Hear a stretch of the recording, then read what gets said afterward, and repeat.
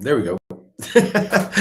Oh, got stuck there a little bit. Welcome back, folks. Welcome everyone to a very special Lev Remembers Live today. Uh, I got something really special lined up for us. Let's give it a few more, give it a minute or so, let some more people join. Smash those heart, folks. Hit the like buttons, restack it, resend it, comment. I think today is extremely important. Love Remembers Live from a couple of things. First of all, the interview we're going to watch, I haven't seen this interview in years, like many years. So I do not even remember myself a lot of stuff that was said on that interview. So it's going to be very interesting. I'm going to watch it with you together. It's a two-part interview. I'm going to give you the backstory to it. Also, it's extremely important for us to understand and why when we watch it and when you see, you'll understand why this is so important to what's playing out today. Playing out today in the Middle East, what's playing out today in Ukraine, and what's playing out today here at home. You're going to get a chance to get a real inside look because when this interview happened. But we're also going to have some interesting guests join us. We're going to have Dean Blundell join us, Dean's family, and is excited to give his views on some of the things that is in that interview. And I also asked Zev Shalev to join us, and maybe we're going to have some other guests that followed me, reported on me, and are now, obviously coming out, and we have joined the same side. And I think that interview had a lot to do with me actually coming out for the first time. But before we get into it, first of all, just a little bit updating on some of the news that's happening around right now. Donald Trump, as a lot of you might have heard of already, that earlier today, one of our Black Hawks got down by Iran. Donald Trump has just come out, put a tweet out that he is going to basically we're going to respond to Iran. So this war is escalating. There is really no ceasefire. All of it, like I said to you, this is strategical back and forth game playing between people like Netanyahu and Putin. Donald Trump is in over his head. He is frustrated. He is pissed off. That's why you're seeing the attacks on Netanyahu, the attacks back and forth, because he has lost control of the whole situation. He has no control over what Netanyahu is doing in Iran. He has no control of what Putin is doing in Ukraine. He is more concentrating on his birthday party that's coming up on June 14th, that he's looking at the White House lawn that has basically got ripped apart and turned into a UFC battle, where we also have a lawsuit that has been filed. So it's interesting to see what happens with that, and interesting to see what happens with that lawsuit, and if they're actually going to continue and be able to have that fight. Also, uh, yesterday was something that we watch play out more and more when it comes to Donald Trump, and that's all about Donald Trump and his administration. Yesterday, they took over Madison Square Garden, not just Donald Trump. You had Jared Kushner there, you had Howard Lutnick there, you had a lot of Trump administration there, basically going in there, taking over, making it about them, not about the New York Knicks, not about the New York fans, not about the New York people. And, unfortunately, the new with Donald Trump there, just like the bad luck that he is, you saw what transpired. The Knicks were on the streak, winning a lot of games, I think 15 in a row. And as he showed up there it goes. New York gave him a response. And the crazy part is the smirk. He didn't even care. He didn't care that people were paying thousands and thousands. I mean, some people were paying hundreds of thousands of dollars to get in there, and basically had to wait online across for miles long. And the security, just amazing. The watch parties that they stopped that caused chaos, more disruption, and altogether just made it all about Donald Trump. But enough about him, because we're this part of this whole interview is going to be about him. So, folks, I'm going to lead you into and give you the backstory about this interview and what transpired. I'm going to take you back, give you a little story time with Lev, and make sure you guys understand exactly what happened and on that time frame. So we're going to go back to October 9th. Well, actually, I'm going to take you back a little further. October 8th, 2019. October 2008 to 2019, when I was asked by Rudy Giuliani to fly from Florida to Washington D.C., where we had a meeting at Fox Studios. At that meeting, it was me, Rudy Giuliani, it was Victoria Tunzing, it was Joe DiGeneva, the Joe DiGeneva that is now the special counsel here in South Florida, Southern District of Florida, Fort Pierce, that I keep warning you about, and it was John Solomon. And we met with Hannity, we met with other people. We were discussing because the following day, we were all supposed to be flying on a plane to Vienna. On that flight, we were supposed to, the reason for that was to be able to pick up Hunter Biden's hard drive that was supposed to be handed over, and also to be able to do an interview with Victor Shokin. Victor Shokin at the time was the general prosecutor that was saying that was giving us the information about Joe and Hunter Biden, basically, and that he said that Biden got him fired, and what's his name? Hannity was going to do a whole big interview about it. So that's why Fox was involved. That's why we were setting it up. And oh, you guys, oh, sorry about that. I accidentally pressed the mute button. And that's why we were supposed to be going there. The following day, actually later that night, I got a call from Victoria Tunzing telling me that Joe DiGeneva wasn't feeling well and that they're not going to be able to go on our flight the next morning. The following morning, we met up at the Trump International Hotel. Not met up, we woke up there. That's where we were staying. Me, Rudy, Igor, met up downstairs. We were supposed to be on the flight together when Rudy got a phone call from the White House saying that Trump wanted to see him later on that evening. At which point, Rudy told me that why don't you guys go, because this was a Thursday. We were supposed to be meeting with them on Monday, Sunday or Monday was supposed to be the interview. The reason we were going a little earlier is because Rudy wanted to go see opera play that one of the oligarchs, Firtash, was setting up tickets that you couldn't get there. So here we are. Rudy turns around, basically says you can't go because he has to go see Trump, go set it up. Me and Igor are now heading over to Vienna. You guys have seen the movie. For those of you that seen the documentary, read the book, know the story. We get arrested on our way to Vienna. The interesting part about that arrest was it was framed by the DOJ in the Southern District as that we were running away, that we were escaping, that we were fleeing the country, and they used that to be able to give us very strict bail conditions, very strict, try to redeem us. Remand us and make sure that we couldn't even get bail. And that's why, as you saw in the movie, that I spent over 12 days or 13 days in solitary confinement under original arrest of espionage. There wasn't even, and not election fraud, espionage, folks. So while this was all going through, we got out, and now I have my legal team in place. I caught you up to speed. I've decided that I am gonna go and speak. I want to speak to Congress. I've me and my wife and Aaron at the time and my family, and my lawyer, we made a decision that I'm going to speak truth to power. I'm going to come out and I'm going to tell the truth, no matter what it cost me. It was more important for everybody to understand what was going on. So when we tried to reach out to the Southern District of New York, they wouldn't they wouldn't speak to me. And it was interesting because my lawyer at the time turned around to me and said, "Listen, Lev," he goes, "I've been doing this for over 25 years, criminal cases here in New York. And the Southern District of New York has a motto. They say, our doors are open, meaning that they're open to everybody to come in."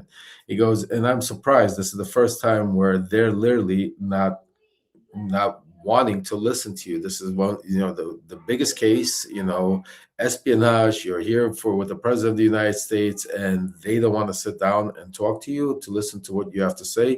It was something strange about that.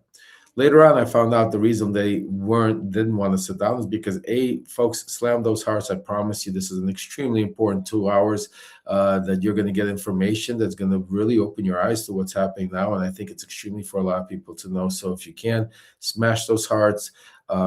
hit the like buttons, retweet it, send it to your friends.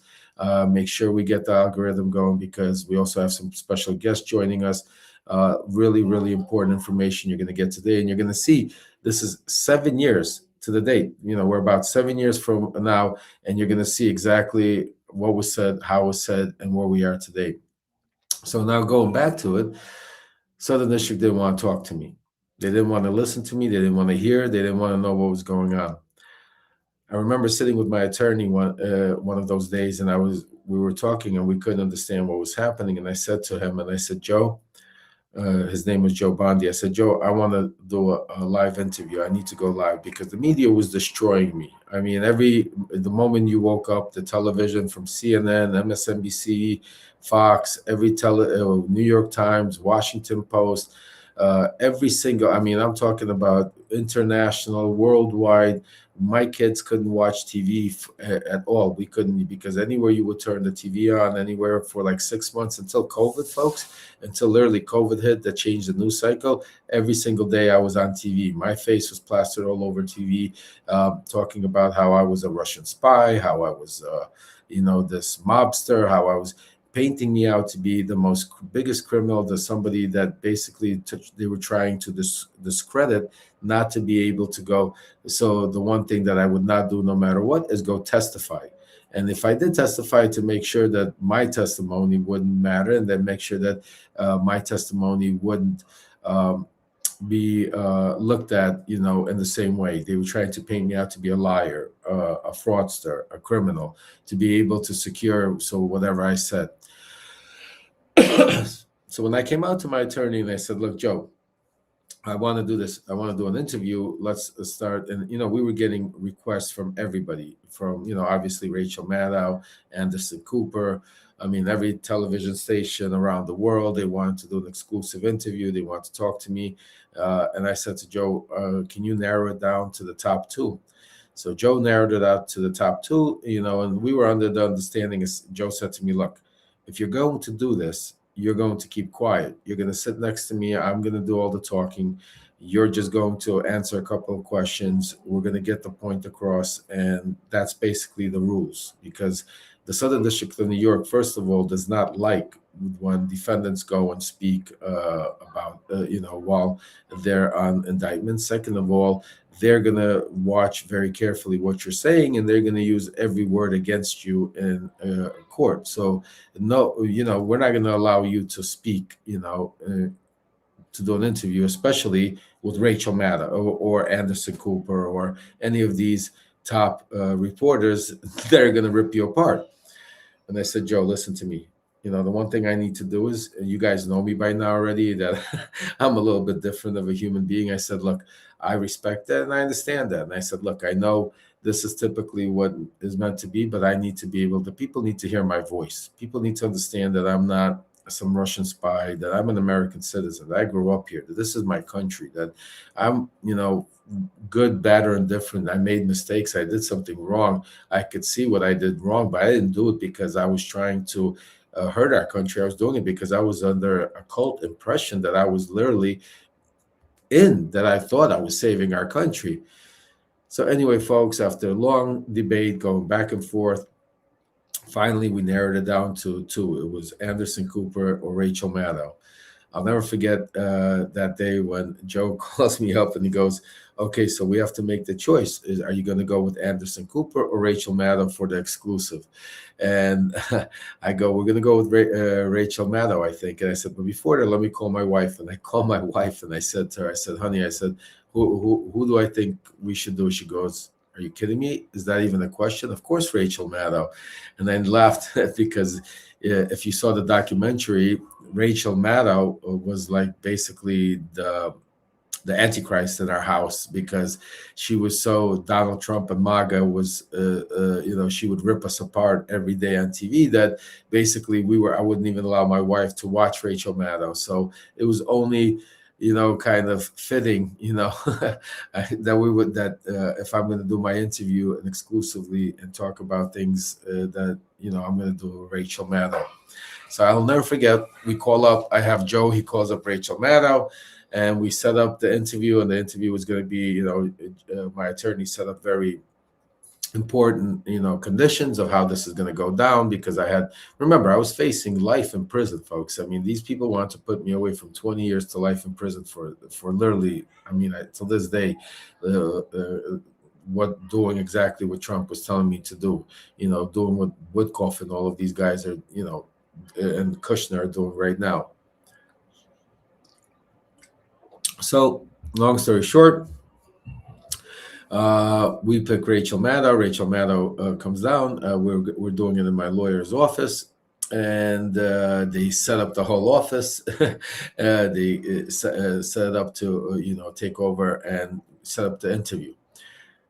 Now the interview, and we're about to go into the interview, and I just wanted to let you know, the interview was supposed to be 10 to 15 minutes long. The interview was supposed to be, my attorney was supposed to do most of the talking. I was just supposed to answer a couple of questions. Rachel was supposed to be 15 minutes, and that was the guidelines. What transpired was basically when me and Rachel started talking, you will see what happened. We just basically went just like similar to, when I talk, I let it all out, and it turned into a 2-hour interview. MSNBC ended up turning into a 2-hour interview. This interview, Rachel Maddow got nominated for an Emmy. It was also over, I think, close to 4 million live views at the time on each one. It was their most watched show on MSNBC history. And it was the only time that because they were in the same 9 o'clock spot with Hannity and others, that they all produced them. So it was extremely powerful. And it was basically the prelude to Donald Trump's first impeachment. And that's why it's extremely important to watch, because I think the one thing that Rachel Maddow says, and a lot of people say, and this is why, and I say to this day, if they would have listened to me back then, if they would have listened to me in 2024, we would not be here, folks. That's why I keep screaming loud. That's why and that's why I thank each and every one of you for helping me spread my voice, helping me spread the truth, and helping me stand, when sometimes, like I say, the truth is hard to do. And you're going to see this, because I did this interview, folks, and I'm about to play it, when I was literally, after a few months after my arrest, right after this interview, just so you know, and Rachel Maddow told you guys about, right after this interview, they tried to remand me, meaning they tried to put me back in prison. They lied to the judge. They told the judge that my lawyer lied about certain filings. They tried to say that I was still working with the Russians. They tried to indict my wife, Svetlana, just because I did this interview. So when Rachel Maddow says I did this interview at a major danger to myself, I did. Nobody's ever done that, and you're going to see it live right now. And I know the I'm trying to drag it out as long as possible, folks, because I know the 5 at live and Dean and Zev are finishing up. They're going to be joining me here also as we're watching. But those that join late will get a chance to rewatch it. And I'm going to, with no later ado, let it start with part 1 of. And thanks to at home for joining us this hour. So remember, part 1. I'm going to give you guys 30 seconds to go get your popcorn or your anything you want to munchies, you want to get a drink, you want to settle down, you want to pull over. I'm going to give you 30 seconds to be able to get. Also, I'm going to do certain Q&A during. I'll be stopping and pausing and giving you, a little background, because this is very special. This is really story time, and we're going to go back and see the importance of it. So smash those hearts while you're watching. Also, make your notes, take your questions down, because remember, after this, we have a special paid subscriber Q&A that I'm going to do with you, and I'm hoping you guys have questions, a lot of questions, because just think about what is going on. And I apologize. for the background. Maybe I'm going to pause. I'm going to, and not pause, I'm going to mute myself when we start watching it. I know the school is out, kids in the background, and I just got a new mic and it's picking everything up. So I'm going to try to give it, but this is some real, this is some historical story time with love, because I'm going to live it live with you and I'm going to go through it. This is literally 7 years ago. I was under arrest. I was facing 20 years to life. The Southern District wouldn't speak to me. Nobody would speak to me. The media was destroying me.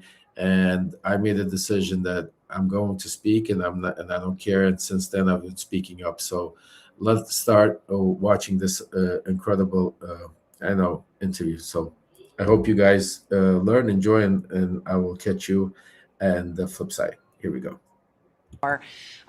Last night, on the eve of the impeachment articles against President Trump being conveyed from the House to the Senate for the start of the Senate trial that will decide whether or not President Trump is removed from office, last night, the committees that conducted the impeachment investigation added a bonus round to the materials that they plan to convey to the Senate. Alongside the articles of impeachment, they added new evidence. These newly obtained documents and text messages from a man named Lev Parnas. Lev Parnas is a Soviet-born, Russian-speaking U.S. citizen who worked closely with President Trump's personal lawyer, Rudy Giuliani, on the scheme in Ukraine for which President Trump has now been impeached. The scheme to pressure Ukraine into announcing investigations of Vice President Joe Biden, and the concurrent use of U.S. military aid and visits with U.S. government officials and other things that the Ukrainian government desperately wanted, basically as cudgels to try to force them into announcing those investigations about Biden. Well, now tonight, as the articles of impeachment have been walked over to the Senate by the impeachment managers, actually basically right as that was happening, the impeachment committees in the House simultaneously to this moment released some additional phone records from Mr. Parnas, which have revealed yet further information about who was involved in this scheme and how it worked. Well, today in New York City, I met with Lev Parnas and with his lawyer, Joseph Bondi. And so tonight we are going to present this exclusive interview. Mr. Parnas has never before spoken in a televised interview. He has not spoken to reporters at all since his name surfaced in conjunction with the scandal and since he was arrested on October 9th with a one-way ticket out of the country at Dulles Airport. He was charged with federal felony counts for funneling illegal donations to Republican candidates and campaigns. Now, Mr. Parnas is under indictment. He is awaiting trial in the Southern District of New York. He has pled not guilty. He agreed to speak with me today on the condition that his lawyer, Joseph Bondi, would be seated alongside him throughout the interview. That's a condition that I agreed to. To be honest, because I agreed to that condition, I fully expected that it would be Mr. Bondi, the lawyer, who did most of the talking in this interview. But it did not work out that way. Mr. Parnas, as you will see here, is absolutely here to speak for himself, and he is more than capable of doing so. He and his attorney have made clear in recent days and weeks that Lev Parnas really does want to testify to the impeachment investigation.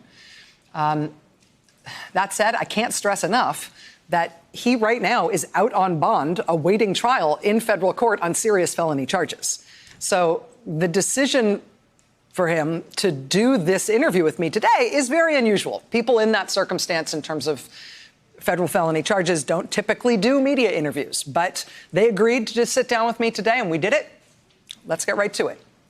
I will tell you just in advance to set the stage that in this interview, you will hear Lev Parnas make some bombshell assertions about the involvement and knowledge of President Trump and Vice President Mike Pence in the Ukraine scandal. He will make a specific allegation about the president's unique role in holding up the U.S. aid to Ukraine as an additional lever of pressure against the Ukrainian government.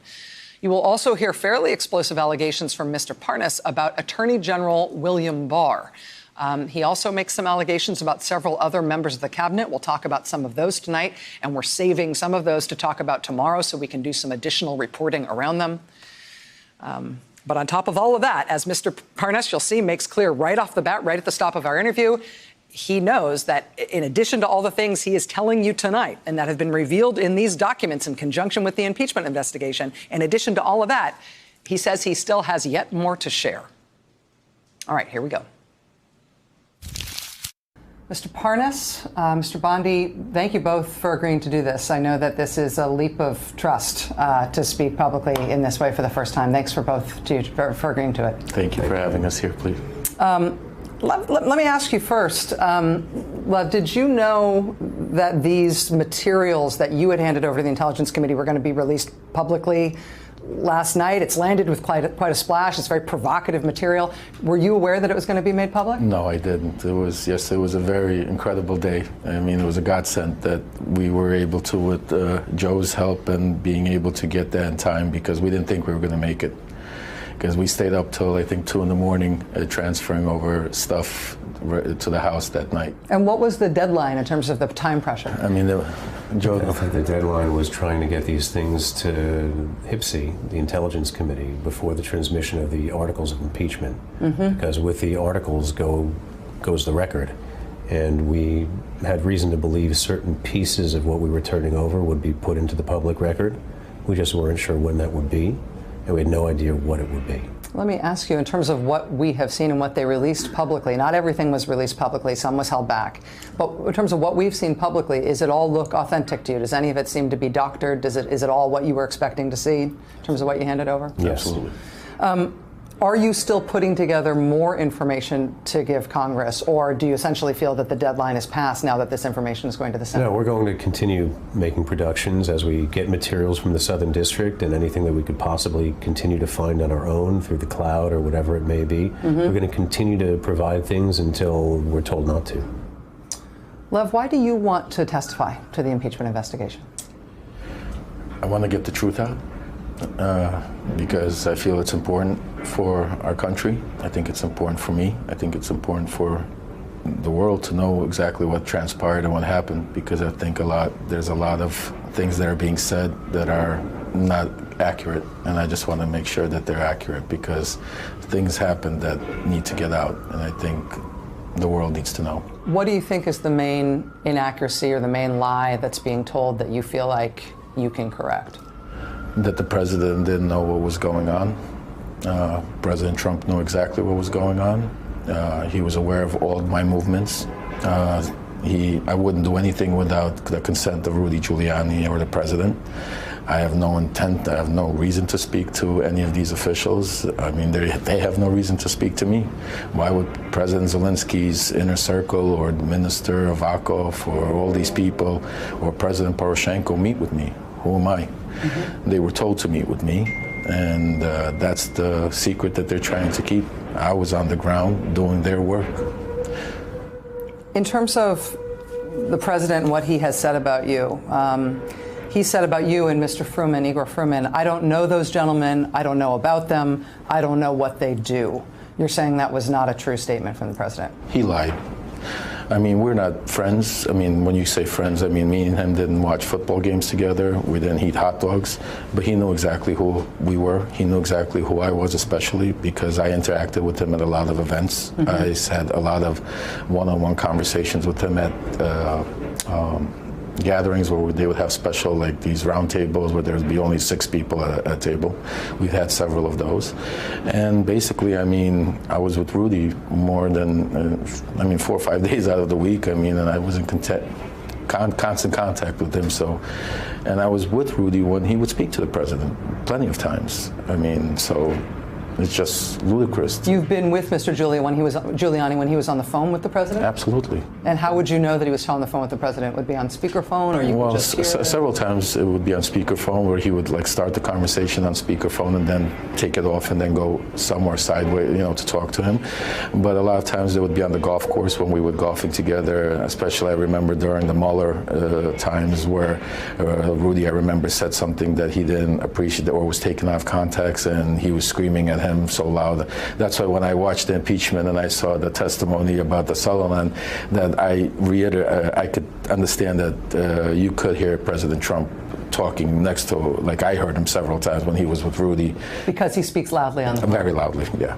When you say that the president knew about your movements and knew what you were doing, are you saying specifically, and I want to sort of drill down on that, that the president was aware that you and Mr. Giuliani were working on this effort in Ukraine to basically try to hurt Joe Biden's political career? He knew about that. Yeah, well, it was all about Joe Biden, Hunter Biden, and also Rudy had a personal thing with the Manafort stuff, the Black Ledger. And that was another thing that they were looking into. But it was never about corruption. It was strictly about the Burisma, which included Hunter Biden and Joe Biden.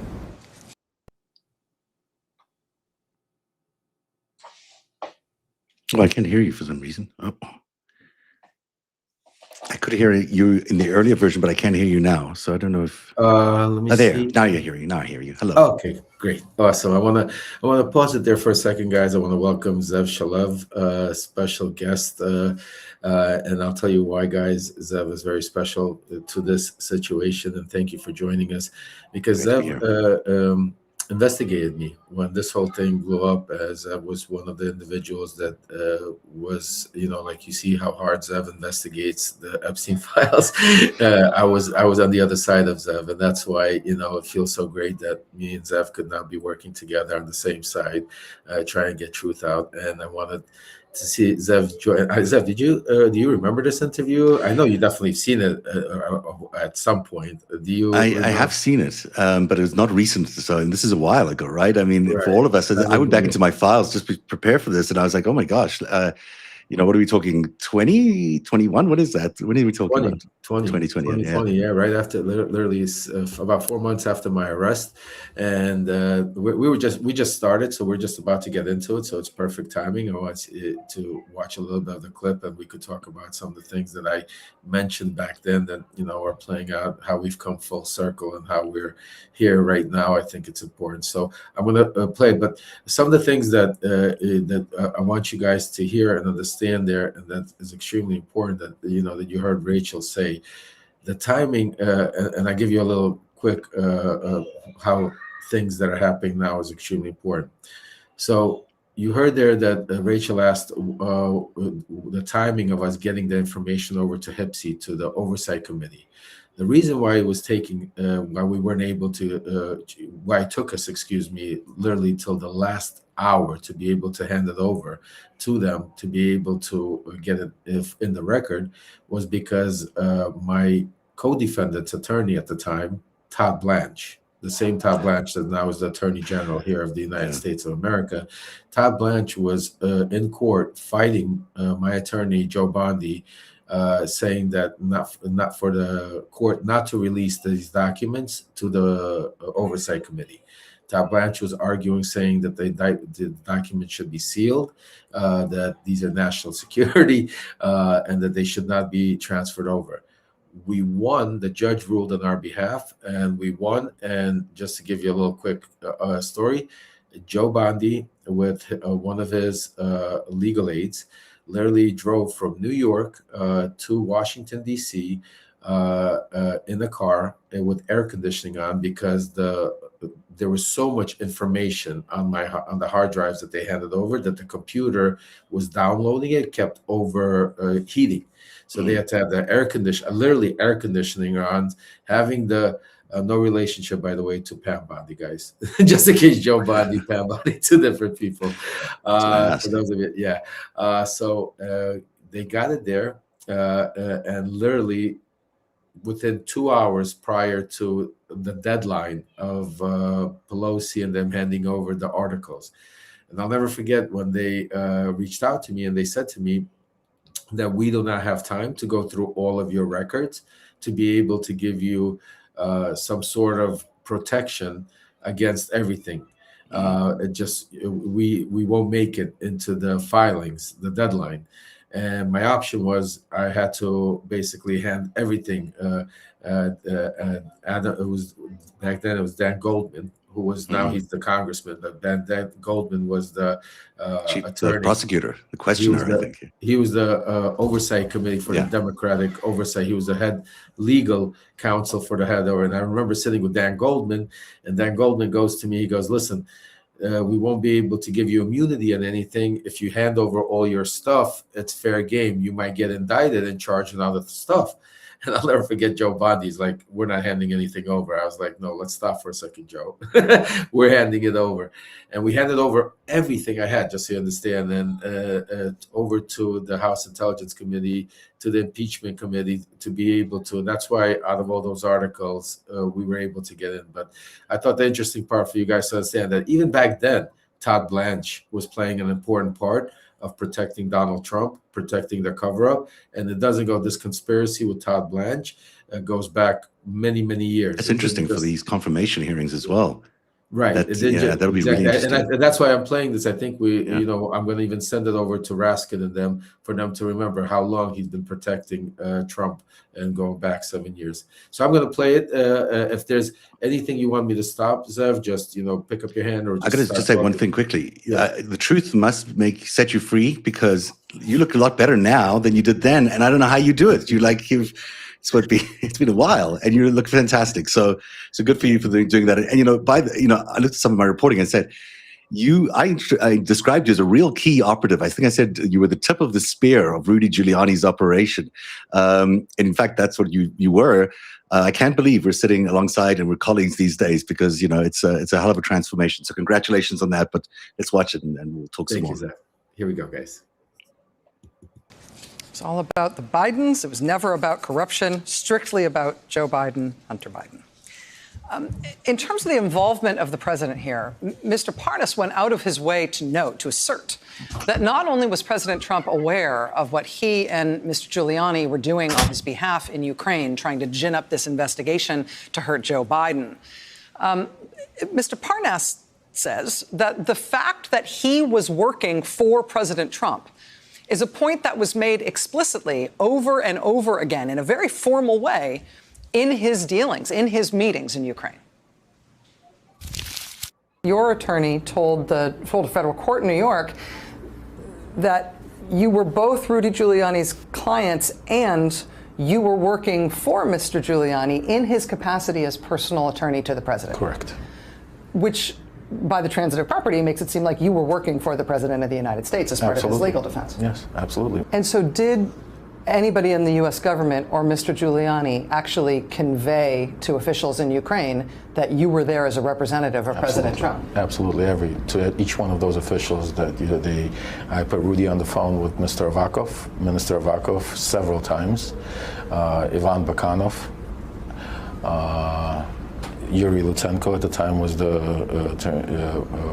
general. The first thing I did is to introduce myself and tell him I'm here on behalf of Rudy Giuliani and the President of the United States, and I'd like to put you on speakerphone for you to confirm him, which we did. We put Rudy on the phone. Rudy relayed to him basically that we were there on behalf of the President of the United States. That you were there to speak on President Trump's behalf. Correct, exactly. Those exact words. Mr. Parnas says that when he was taking meetings to advance this scheme, taking meetings with various government officials in Ukraine, he says it was a regular occurrence. It was the way those meetings started. He would put Rudy Giuliani on the speakerphone in the room, and he would say explicitly, Mr. Giuliani would say explicitly that as the president's personal attorney, he could affirm that Lev Parnas was there at that meeting in Ukraine to speak on behalf of the President of the United States, Donald Trump. In May of last year, May 2019, Mr. Giuliani started speaking with reporters about his plans to travel himself to Ukraine to try to enlist the Ukrainian government's assistance to help his client, President Trump, basically in his re-election effort. He said... Do a quick pause here to introduce our Dean Blundell, because I know Dean joined us. Dean's my dear friend. He's somebody you guys know very well. He's also my co-host on Coffee and Tea with Lev and Dean. He's also part of the Substack. Make sure everybody give Dean, Zev a follow. These are people that I really enjoy and their work, their independent work, and that's why I'm glad they're here to join us. We're actually getting into an interesting part, guys. This is where the whole this is where the quid pro quo comes in. This is where I'm telling them that this is where Trump stopped the this is where the beginning of the impeachment. This is how it all transpired. We're going in there, and I know, Dean, you got to run. So if there's any comments you want to make now, you want to talk about in a little bit, you guys, whenever you have to go, because I understand timing is what's go. We're going to be here for 2 hours playing these, so I'm going to play. Yeah. Yeah. No, I appreciate it. I'm just grateful to be here. I think one of the things that and I'll be real brief, one of the things that I hope everybody starts to download and understand is this is several years ago, and where we are today juxtaposed to this plan getting put in motion. The plan never changed. And my friend Lev Parnas, who is an award-winning whistleblower, an American hero, and a real patriot, was smart enough to be able to go back 7 years and go, hold it, just a second. Let's see where we are and see how we got here. And tip of the spear, this will feel like deja vu all over again, as they say.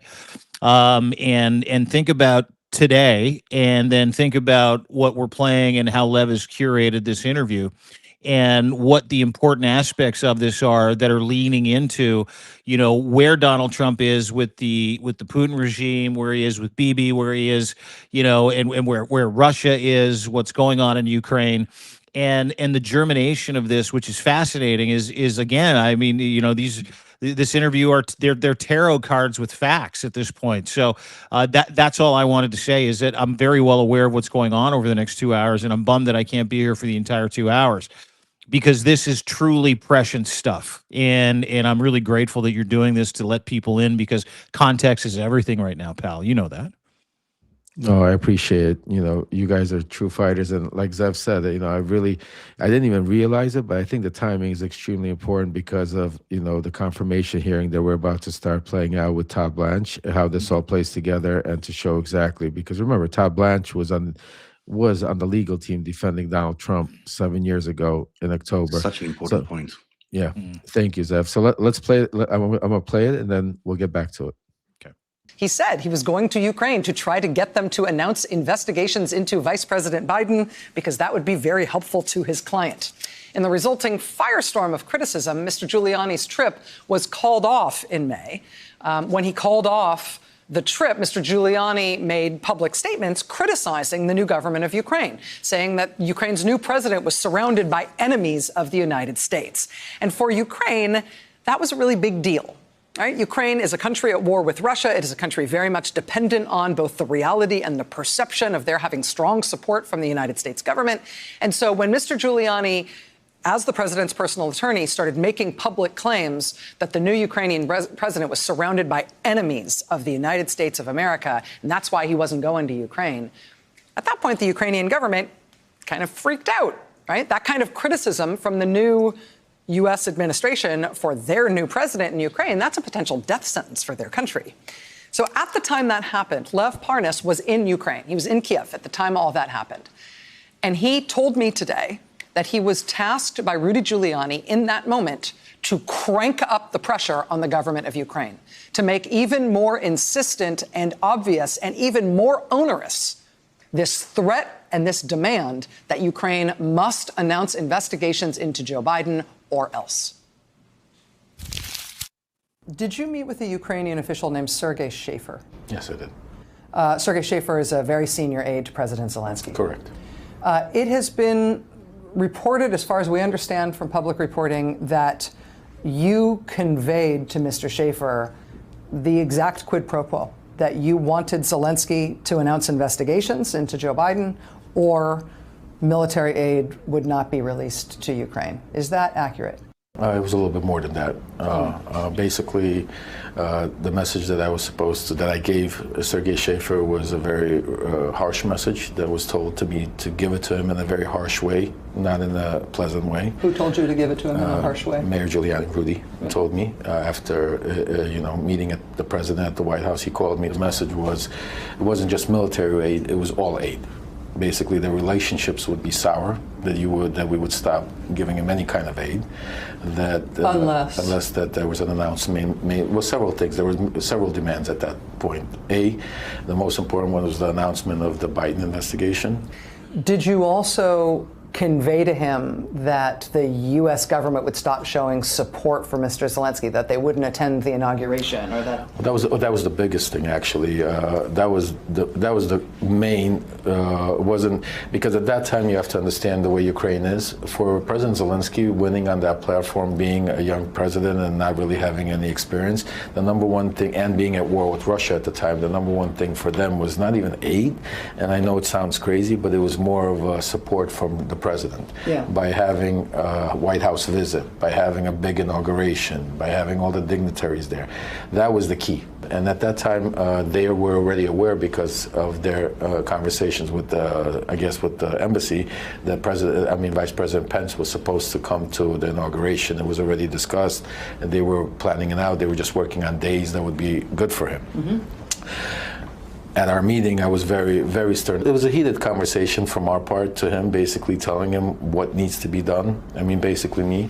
And in the conversation, I told him that if the announcement was the key at that time because of the inauguration, that Pence would not show up, nobody would show up to his inauguration. Unless he announced an investigation into Joe Biden, no U.S. officials, particularly Vice President Mike Pence, would not come to the Zelensky inauguration. Particularly Vice President Mike Pence. So the day after that meeting that you had with Mr. Schaefer, Sunday the 12th.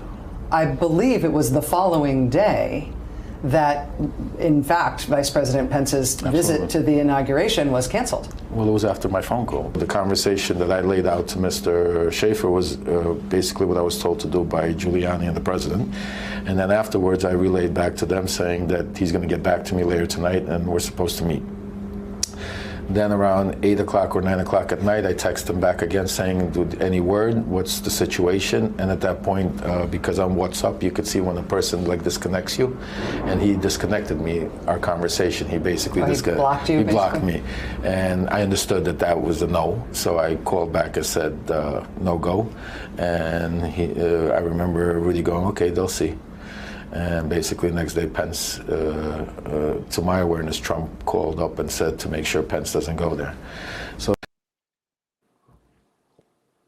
Zev, I want to jump in here for a second because I want to really explain the importance of this moment. You know, I wish Olga was here. I forgot that we even spoke about this. You know, I forgot about this whole, but this was the beginning of really show, because Trump and people need to understand back then Trump and Putin did not have a relationship, not like they have now, nowhere near even the relationship between, there was no Kirill Dmitriev back then and Kirshner, there was no Witkoff, there was none of that. It was just the very beginning. And that message was an extremely, I mean, as crazy as it sounds, it was even more bigger than even the aid packages or anything else, because what it told Vladimir Putin by pulling everybody else out of it is that Trump was not going to support Zelensky and anything. And remember, back then, the war was already going on. This was 2016. So, I mean, 18. The war was going on already for 4 years. And Donetsk, he was a new president. And I remember also, Zev, literally standing around next to Zelensky when Zelensky had his first conversation with Trump, when Trump congratulated him on the win. And I'll never forget Zelensky saying, Mr. President, it would be so important for you to visit us. And Trump saying to him, well, I'm not going to be able to make it, but I'm going to send the best next thing. And that was Pence. And I remember Rudy holding that as a carrot. Yeah, I mean, that was a really significant moment, that your intervention there to, basically stop Pence from going to the inauguration of Zelensky was very important at the time. And, there's a war going on. It was very important to the world to see a signal from the Trump administration on whose side they were going to be on. And it, turns out it wasn't on Ukraine's side by sending that signal. And, and that leads into the whole, Ambassador Yovanovitch, and that whole thing, which led into the inauguration.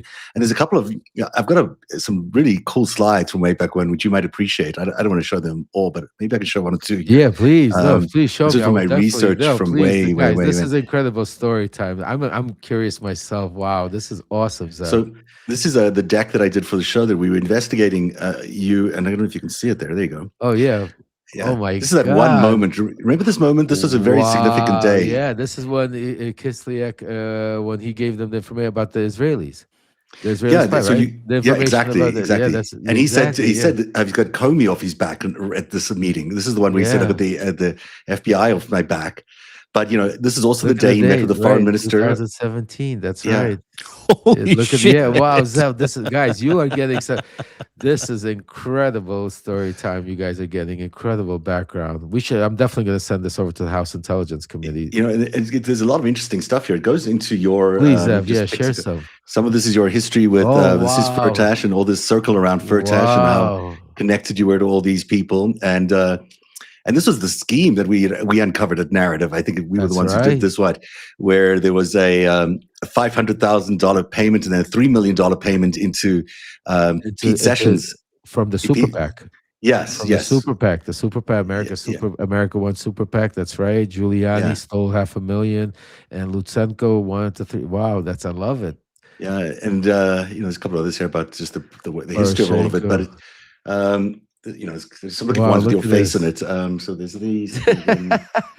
This is amazing. This is how Rudy Giuliani was getting all these secret contracts out of Kyiv and Kharkiv at the same time, going back and forth between the two countries and getting deals with two sides of the country. Imagine if people would have just listened? Like, look at this incredible reporting Zev was doing. I was planning on talking. Everybody was planning on, and unfortunately, the Republican, just like same thing happened back then, and that's why I blame both parties. Very important. Mm-hmm. The Republicans were covering it up, and the Democrats. I was not clean enough for them to go testify. I didn't have the credentials. I didn't graduate Harvard or Yale, so I couldn't give them the testimony to incredible. Wow, this brings back memories of Pavel Fuchs. Pavel Fuchs, that's another story with what a name. Giuliani. Wow, yeah. I mean, he's close to Donald Trump. Yeah, very close. Close to Donald Trump. Yeah, and he actually, when the war started in Ukraine, he's an oligarch that was going out literally having his people mark signs where for the Russians to attack. Yeah. Some people are asking what year was this, folks? This was 2017, 16, so, 18. This is all over 20. This I think I don't know when the show would have been. Maybe the 20s. I don't know, early 20s. Yeah, this was guys. This is going back. I started working with Trump in 2016, so 15. So everybody was been reporting till I got arrested in 2019. But wow, this is amazing. These might help a little bit. Yeah, so 2021 probably somewhere around there. 2021 was right after the Rachel Maddow stuff. Yeah. This is 2017, January 12th. I see. Yeah. So this is this is when there was named the cybersecurity advisor, and that was an unusual role. And then that was incredible. I remember we were cracking when he was sitting across from. He goes, the funny, but this is the crazy part. As sick as I said, you know why he named him cybersecurity advisor, folks? I'll give you a little background story to this one. So Rudy had, his own supposed cybersecurity company. The way he was scamming money from different countries, and Pavel Fuchs was one of them. So instead of getting paid money for lobbying, he would go in there and he would try to sell them this security system, that he was this cybersecurity network. He would bring people in there. In the meantime, he was selling access to Donald Trump and getting paid lobbying fees on the pretense of that they were getting a security contract. He actually got a contract from $10 million from Bahrain at one point. It's crazy. They were basing it on what New York built after 9/11. He supposedly secured New York after 9/11 with their multi-system, sort of multi-agency system that they built there.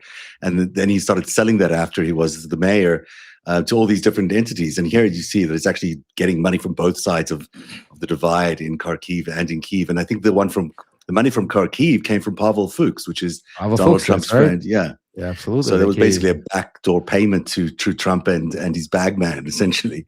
And Fuchs came out later and even said that was a payment to lobby on behalf of, and they just covered it up. Giuliani again covered up. Yeah, wow, that was amazing. Thank you so much, Zev. That's so. No worries. I'll send these to you so you have them. Please, yes. What's amazing about this is that you uncovered these crimes years ago, and these are crimes that are associated with maybe one of the worst moments in Lev Parnas's life, and he's smiling ear to ear, going, Yeah, "Oh my God, this is incredible! Thank you so cameras are much." firing. Well, But it's the validation of everything you've been screaming yeah. about for a fucking I'll tell decade, you, brother. I mean, Right? back then, guys, I'll be honest with you. I mean, I was begging for people like Zev to come out with stuff like that because remember, they took my phones, they took everything I had, and all the stuff I was talking about is a lot of it was coming from memory until my wife, like my attorney said, went into the iCloud and was able to discover all of the stuff that I was able to validate. So the independent journalism, because the media like was trying to destroy me, that I was part, the DOJ was giving them their leaks, that I was this Russian spy, giving them all the bad stuff. The media was trying to destroy me. Nobody would listen to independent journalists like Zev back then, even with the Epstein files. Look how long Zev was reporting on all the stuff on the Epstein files that are now coming to fruition. So it's a perfect example. No, how legacy media and for how long this has been going on, the cover-ups, the chasing of the Donald Trump, the golden coin and stuff like that. So a lot of just think about how these bombshells, how big this was, and it was just getting lost in the transition. It was getting buried under the news cycle. And the crazy part, folks, think about this. Donald Trump still till this day has never responded to any of this. He's never put a one single tweet about me. He's never did a one single interview. He always says I don't know who he is. He might have been a fine gentleman. That was the only words. He might not. Is he ever used on me? Think about that, folks. 10 years, I've been speaking out. I've testified in Congress. I've done a documentary. I've written a book. I've done thousands of interviews. I've speak out on a platform. I talk about this, and he's never, even till this day, will not on Truth Social, not on Twitter, none of them. Not you just take a look. Nobody will you will not see not even the Laura Loomers of the world. That is how scared they are to see me get into Congress. I just want to let you know, folks. I have a question for you. Yeah. How important was Rachel Maddow in this transformation? I mean, she seems like she was able to pluck you out of this terrible scenario you were in and transform your life in some ways. I think I it's not Rachel Maddow. I put it in God's hands. I tell you that because I really didn't know what's gonna. First of all, this like I told everybody, this interview was supposed to take 10 minutes, 10 to 15-minute interview, and most of the talking was supposed to be done by Joe Bondi, my attorney. I was not supposed to even, but then when we started talking, I just basically, me already by now, I just started talking and I just let it rip. Yeah. And it turned into a 2-hour document. I mean, 2-hour part interview. And I'm blessed because I trusted in God that as long as I tell the truth, as long as I do the right thing, that the right thing will happen. And just like the way in the interview, I think she did an amazing job, not only getting the truth out, telling both sides, not sugarcoating me in any way, but showing the true person of who I was and giving me a fair chance to be able to start my road to redemption. And that I think was tremendous. And I think then the going back, then if you look at all of a sudden 6 years later, out of all people, she does my documentary. Like 6 years later, we've never done another interview with her. We've never like really had any. I mean, like literally 6 years later, her first project in her company that she starts up, she does a documentary on me, literally about this whole thing. So I think Rachel Maddow, played a tremendous role in my life, and I thank God and God bless her for doing the right thing, because a lot of people, I trusted myself. I gave them all the information that could have been used in so much propaganda ways, flipped one way or the other, used. And like Rachel says, the documentary could have been told from so many different ways, different stories, from Rudy Giuliani's story, from Trump's, from, Zelensky's, from the Russians, mine, and to be able to, get on. So, I definitely, I owe her a lot for the way she was able to tell my story from the first interview to my documentary. Incredible. Because you were part of Giuliani's, I called you the tip of the spear of Giuliani's operation, but you were inseparable for a period of time there, right? No, I was it. It was it was like a bromance, like we say in the documentary, bromance made in heaven. But it wasn't even so much that we were inseparable. I mean, we were like literally, I can't explain to you. We would wake up. It's like right now we wake up every morning and we, go on here and we talk about what's happening. Think about my life back then. I would wake up every morning and not knowing where I'm waking up. I could be in Vienna one day, UK the other day, Eastern Europe somewhere, and waking up and meeting and having meetings that are constantly, you're on the, it's the stress and the, you're searching for presidents. You're giving these, you're on the verge of like, you're right there. He's gonna, all he has to do is make the announcement and we win. You know what I'm saying to you? We destroy the deep state, and you're right as you do it. And it was incredible. I think out of all of it to watch, the number one person I'll tell you that we thought was going to definitely fold stood up more than anybody was Vladimir Zelensky. Because when we found out he's coming in, because first of all, Igor had relationships with Zelensky prior to it. If he was an actor, he would come and promote, work at Igor's clubs. So Igor knew him personally. He would even pay him. Second of all, Zelensky was associated back then to Igor Kolomoisky, very ruthless criminal, oligarch. So we kind of had felt that, he's going to play ball. He's going to, as soon as he gets in, he's young, Trump's going to, and I'll tell you, I say so that he stood up to us, to Trump, and they were close. I'll tell you, I remember that one time I don't remember if it was who the interviewer was. I think it was Fareed Zakard. I'm not sure. It was on CNN. He was already going to come out and make the announcement. They already had the announcement said it was going to come out. Yeah. The announcement that they were going to prosecute Biden. Yeah. Or investigate Biden's son. And then at the last minute, he canceled. It's interesting, research that, and if we could get Fareed Zakard on there, I'd love to, maybe even if you could try, we could do something here on this platform. But he came close several times. And the strength to watch how Zelensky stood up to him, because think about how things could have been different. Yeah. Very different. I mean, this is the story of Zelensky we were talking about earlier, the 5-stack. Incredible what's going on now with Putin being pushed back in Ukraine. I mean, it's just unbelievable. Well, I want to say, I'm going to press play. Dean, I know you have important things to do. So if you have to go, my brother, I love you. Go at any time. I love you too, pal. We hear everybody. Yeah, I'm going to hang out here for a bit, but please. I'm fascinated in this. It's like, you and I have had millions of conversations, as have you and Zev. But these are some things we've just never talked about. So you get a chance to do it with you on Substack. It's incredible to relive this and get underneath the hood of it. But please press play, and thank you for inviting me and allowing me to be part of this today. Love you guys. Here we go, guys. Here we go.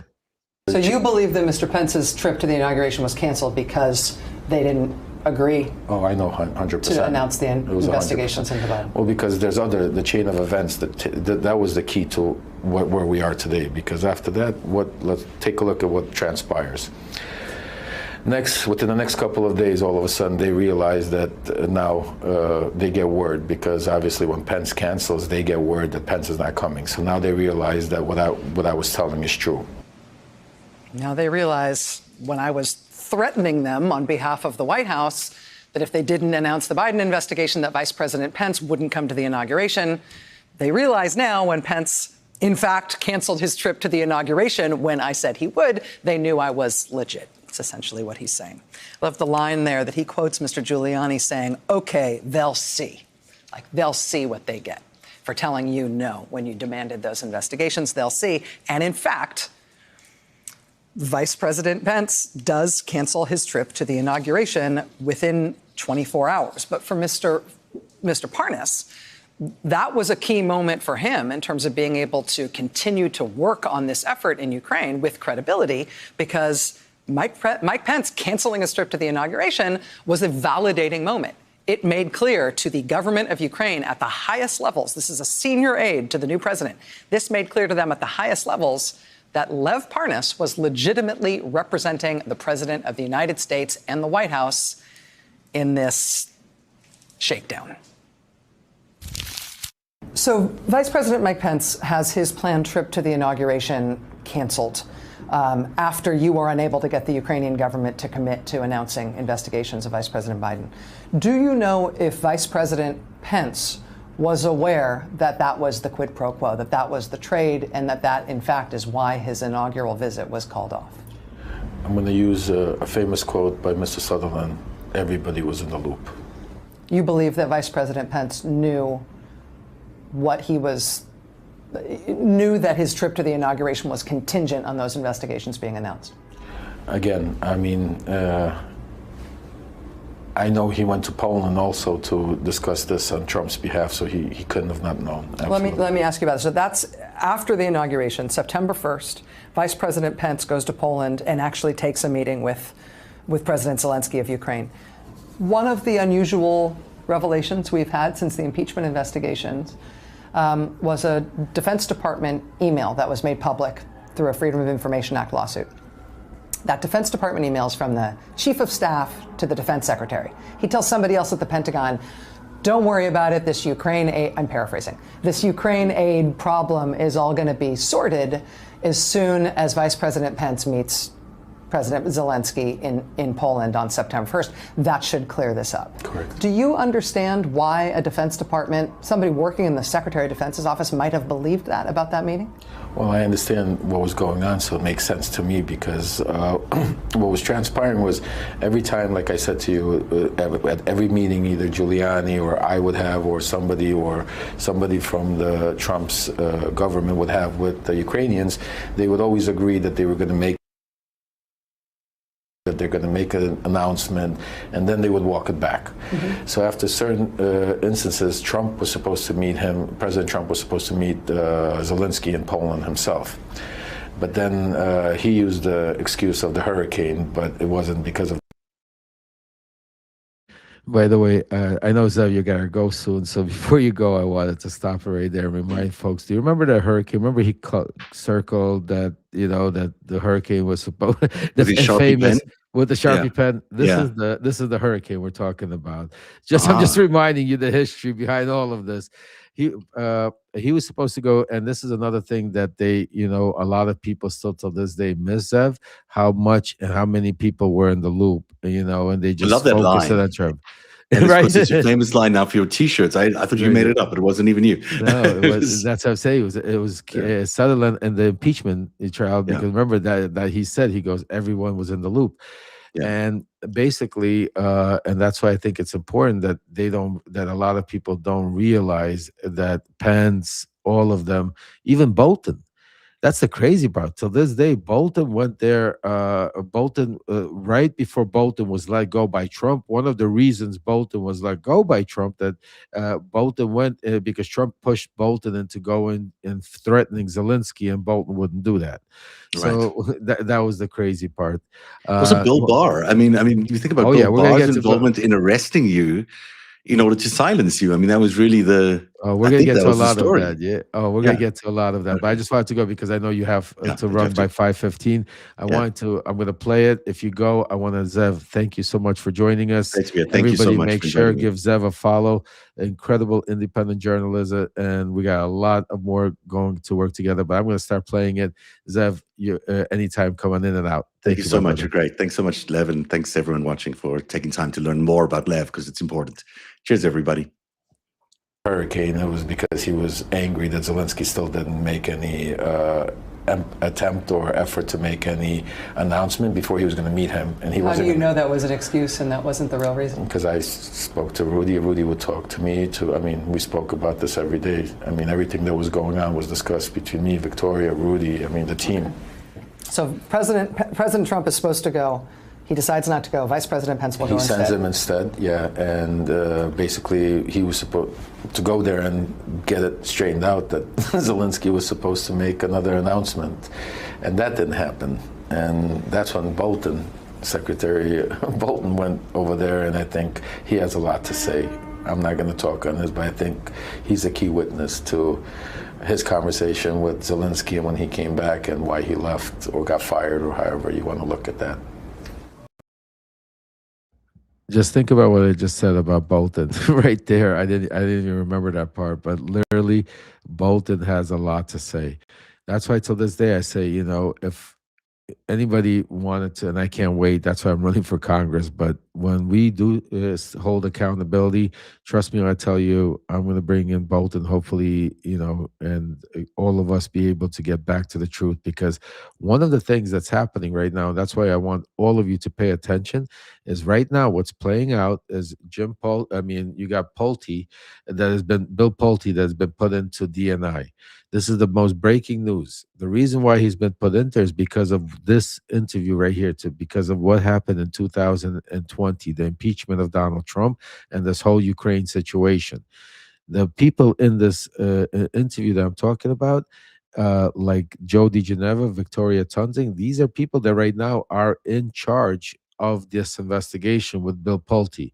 So I want you to go back, and this is, if you think about it, if you're going back to 7 years and that's why very, very important for you guys to think about these what Rachel Maddow was asking and what I'm answering her, and then play it back and see what's happening right now. Here we go, guys. I'm going to put it back, try to play without disrupting it.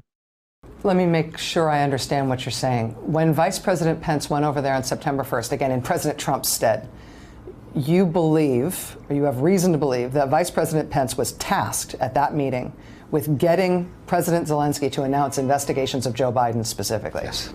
And to tell him that they wouldn't get their aid until they...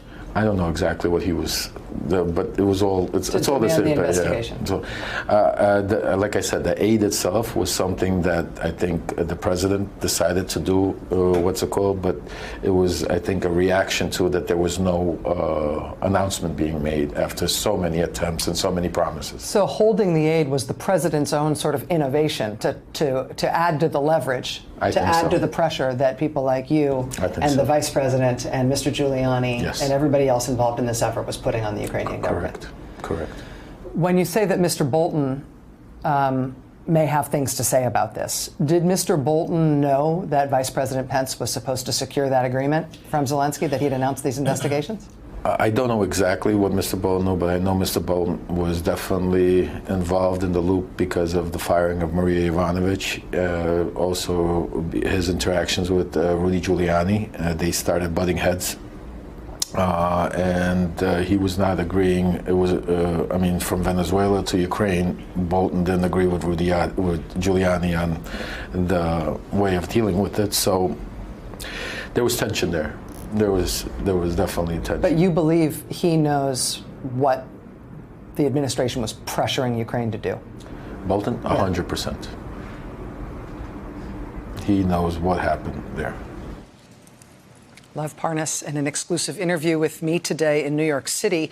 We've contacted Vice President Pence's office for comment tonight on this allegation that his visit to the Zelensky inauguration was canceled because Ukrainian officials wouldn't announce investigations into Joe Biden. Also, the allegation that Vice President Pence was tasked with getting that commitment about announcing these investigations in his follow-up visit, where he did meet with President Zelensky on September 1st in Poland.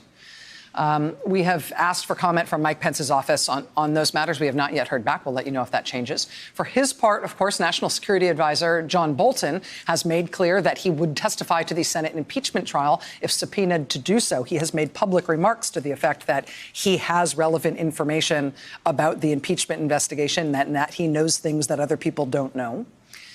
In terms of the president and this allegation from Mr. Parnas that the president explicitly authorized Mr. Parnas to act on his behalf in Mr. Parnas's interactions with Ukrainian officials, that Mr. Giuliani explicitly told Ukrainian officials that on the authority of the President of the United States, they should listen to Mr. Parnas essentially as a spokesperson for the president, that he was conveying the full authority of the president's legal representation.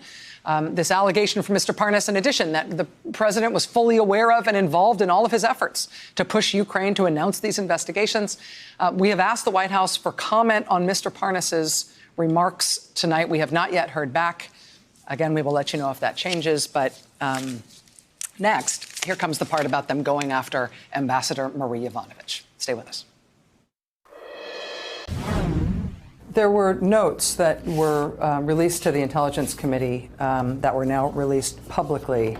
And I want to, if you don't mind, ask you about some of these. Were these notes that you took I'll show them to you here. Obviously, they're on Ritz-Carlton Vienna letterhead. This is your handwriting? Yes. Correct. Were these notes from a meeting at which other people were present, or were these your notes taken from a conversation or phone conversation that you were having with somebody else? This is a phone conversation I'm having with Mr. Giuliani, and basically discussing of certain things that, because after that I would have had a conversation with somebody in the Zelensky team. So I was making notes for myself, what was important to get. And you were in Vienna at the time that you were taking these notes? Correct. So this first note, get Zelensky to announce that the Biden case will be investigated.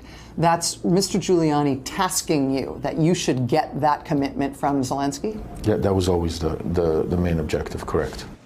That was always the main objective. Get them to announce they were investigating Joe Biden. That's Lev Parnas speaking with me today in New York City. One of the many dark hearts of this impeachment scandal is the virulent and scurrilous and ultimately successful effort to get the U.S. ambassador to Ukraine fired, Ambassador Marie Yovanovitch. Lev Parnas told me today a lot about that effort, including at one point apologizing for it, expressing regret. But he also made crystal clear why Yovanovitch was targeted the way she was. Do you believe that part of the motivation to get rid of Ambassador Yovanovitch, to get her out of post, was because she was in the way of this effort to get the government of Ukraine to announce investigations of Joe Biden? That was the only motivation. That was the only motivation. There was no other motivation.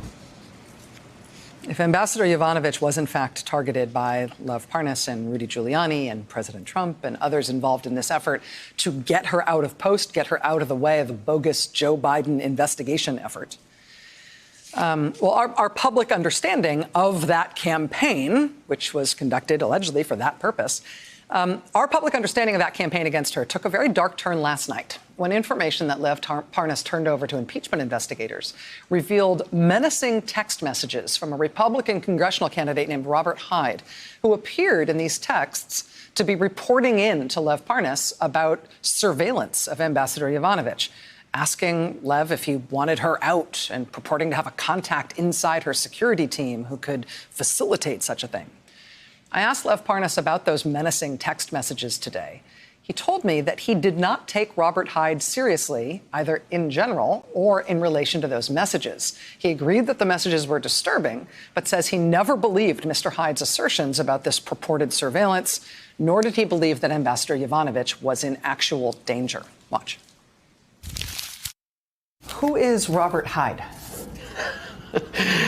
He's a unique. I don't even know how to explain him. You can say whatever you mean. I can bleep you if you need to swear. Yeah, he's a weird character. He's a weird individual. You met him where? I met him at the Trump Hotel. Yes, the Trump Hotel. He was a regular at the bar.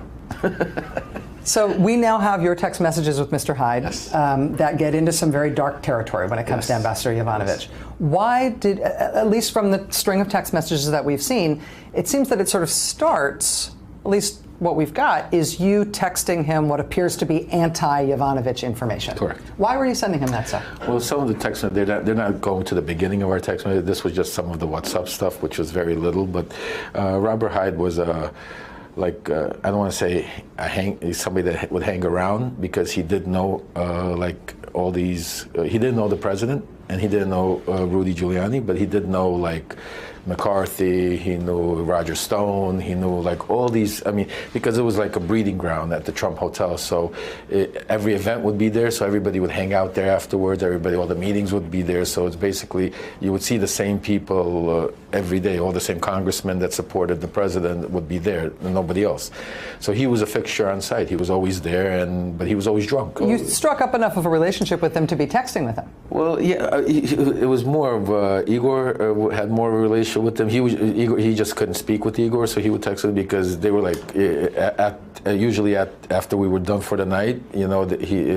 The bar scene was happening, and I don't drink, but so they would hang out, have a drink at the bar. So. Well, let me ask. I mean, the text messages that he sends to you about Ambassador Yovanovitch are disturbing. Very.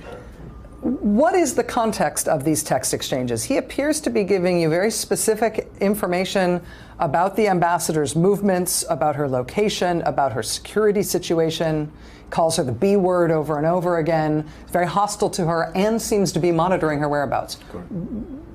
Why did those exchanges happen? What was he trying to tell you? Well, I don't believe it's true. I think he was either drunk or was trying to make himself bigger than it was. So I didn't take it seriously, and I was trying to, if you see, I didn't even respond to him most of the time, and if I did, it was like something like LOL or okay or great or something like that, because I wouldn't respond for a long time, and then I didn't want him to get rowdy if I saw him next time and say, oh, why didn't you type a response? So I would just amuse him until eventually, as you could see, I cut him off.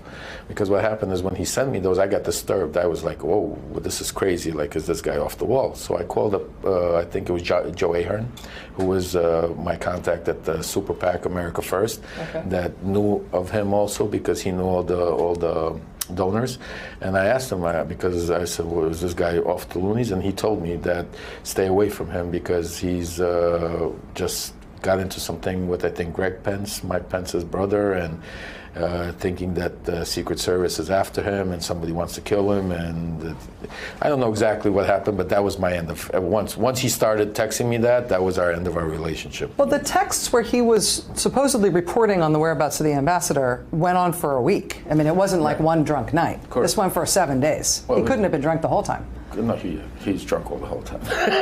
he wakes up and he's drunk. He starts at 6, and I've never seen him not drunk. So you thought that this was him making it up? You didn't believe he actually had the ambassador under surveillance? No, absolutely not. I asked Mr. Parnas several times over the course of our interview if those text messages from Robert Hyde indicated a real threat to Ambassador Yovanovitch. I asked him about it as many different angles I could come up with. I was insistent in asking. He was adamant in his response. So it's clear that you didn't take Mr. Hyde seriously in terms of the factual claims that he was making, but are you clear on whether or not there was ever an actual physical threat or a threat of personal intimidation against Ambassador Yovanovitch? Never from my side or anybody I know. You didn't worry that she was actually in physical danger? Never. Because you didn't believe Mr. Hyde? No, definitely didn't believe Mr. Hyde, no.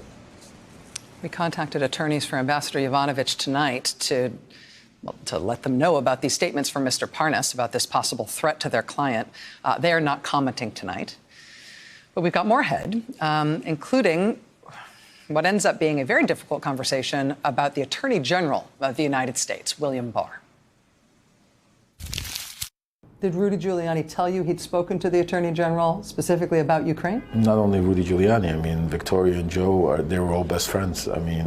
Barr was, Attorney General Barr was basically on the team.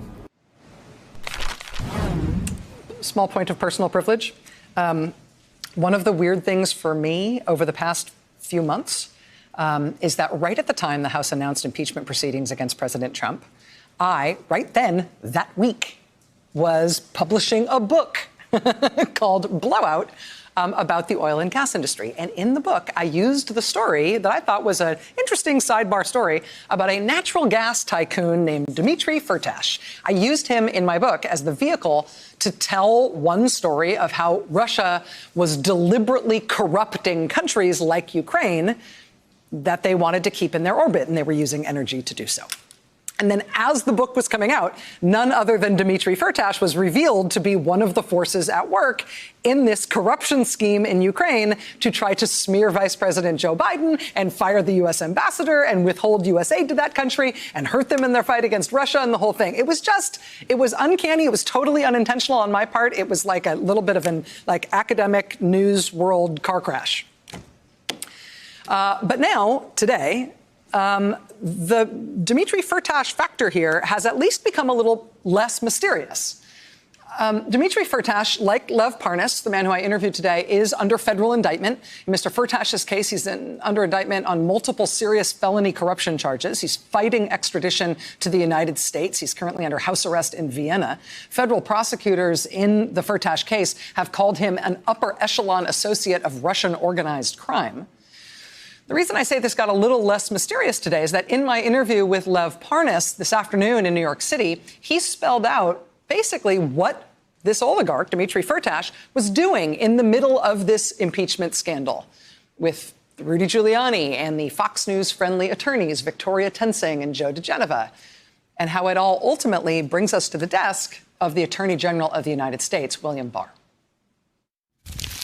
So at some point, we had a meeting at our in our BLT office on the second floor, and at the Trump Hotel. At the Trump Hotel, and at that meeting with Rudy and Victoria and Joe, John brought up saying that he had some incredible information from the Firtash camp, which later we found out that was, I think, Lenny Davis gave it to him, but that it was basically would show that Andrew Weissman was doing some illegal stuff and offering some deal, and that could blow up the smaller investigation up the kazoo. Can I want to stop it there for just one quick second, because I want everybody to focus in. This is an extremely important part. I could already see where it's going because I don't remember, but I remember the name Joe DiGeneva. I keep mentioning Victoria Tunzing and Joe DiGeneva. Joe DiGeneva, folks, is right now was nominated by Donald Trump and by Todd Blanche, and he is the special counsel here in Fort Pierce, Florida. He is overseeing the case out of basically the case that I keep telling you about that has to do with Brennan, has to do with Comey, has to do with trying to uncover the whole, overturn the whole supposed Russian hoax, has to do with, what's her name, Tulsi Gabbard, if you remember when she was trying to cover the whistleblower. Now, I want you to listen to my relationship, first of all, with Joe DiGeneva, but also listen to the relationship with Joe DiGeneva, Donald Trump, and Bill Barr, the old Attorney General, and what was going on. So when I tell you about what's happening now, I'm sounding an alarm for a reason. And that is why no matter what, I need each and every one of you, the number one thing, to spread this, what we're doing today, as far as wide as you can. Smash those hearts, hit those like buttons.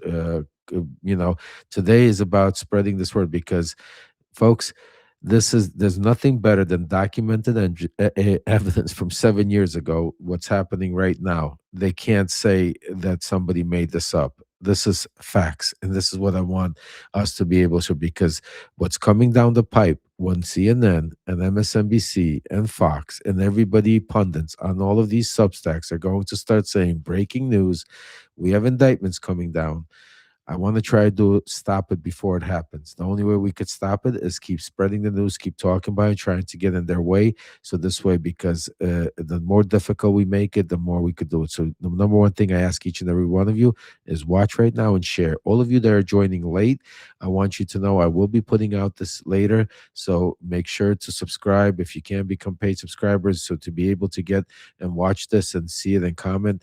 After the part two, this is part one is ending, we're going to play part two, and then I'm going to have a special Q&A for paid subscribers. So if you have any questions, write notes, we'll go over them later. But right now, I'm going to get back to it, and let's listen about Bill Barr, Joe DiGeneva, Victoria Tunzing, because this is extremely important. For a second, so the allegation, as you understood it, was that Andrew Weissman, one of the prosecutors working on the Mueller team, had had an interaction with Dmitry Firtash, who is under indictment by the Justice Department, who's fighting extradition here.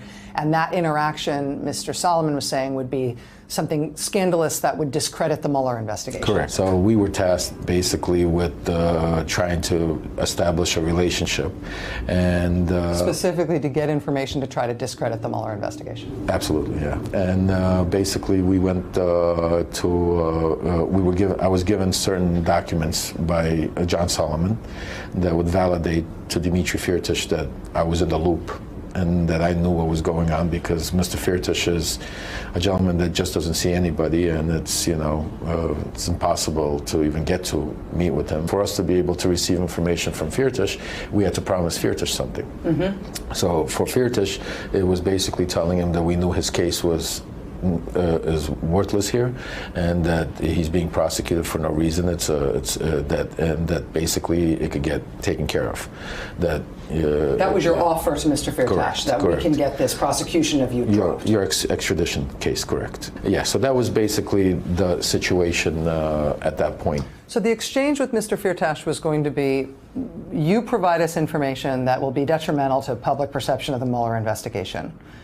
And we, in turn, will get your case dropped at DOJ, so you won't get extradited to the United States anymore. That's how it began. Mr. DeGeneva and Ms. Tensing were going to become his lawyers to effectuate this trade? Correct. And you were supposed to broker this? Correct. And what's this $100,000 a month? That was expenses for them because you were supposed to negotiate that this is what they get paid? Yeah, correct. And were you getting paid in this interaction too? That mine is not in there. That was they were getting $1 million plus $100,000 a month on expenses, and mine was $200,000. And what is this here? What's that next line? Is that the founder of Burisma? Zlochevsky's, Ukraine ledger, and the Ukraine ledger. See, Zlochevsky and Burisma. What are you supposed to be getting about Burisma and the Ukraine ledger from Lanny Davis and Mr. Firtash? Well, supposedly John Solomon said that there was stuff in Firtash's case about that. Aha. So that's why this was all one conversation with Mr. Correct. Giuliani. Announcing the Biden investigation and talking about getting Firtash off from this Justice Department prosecution, these were connected.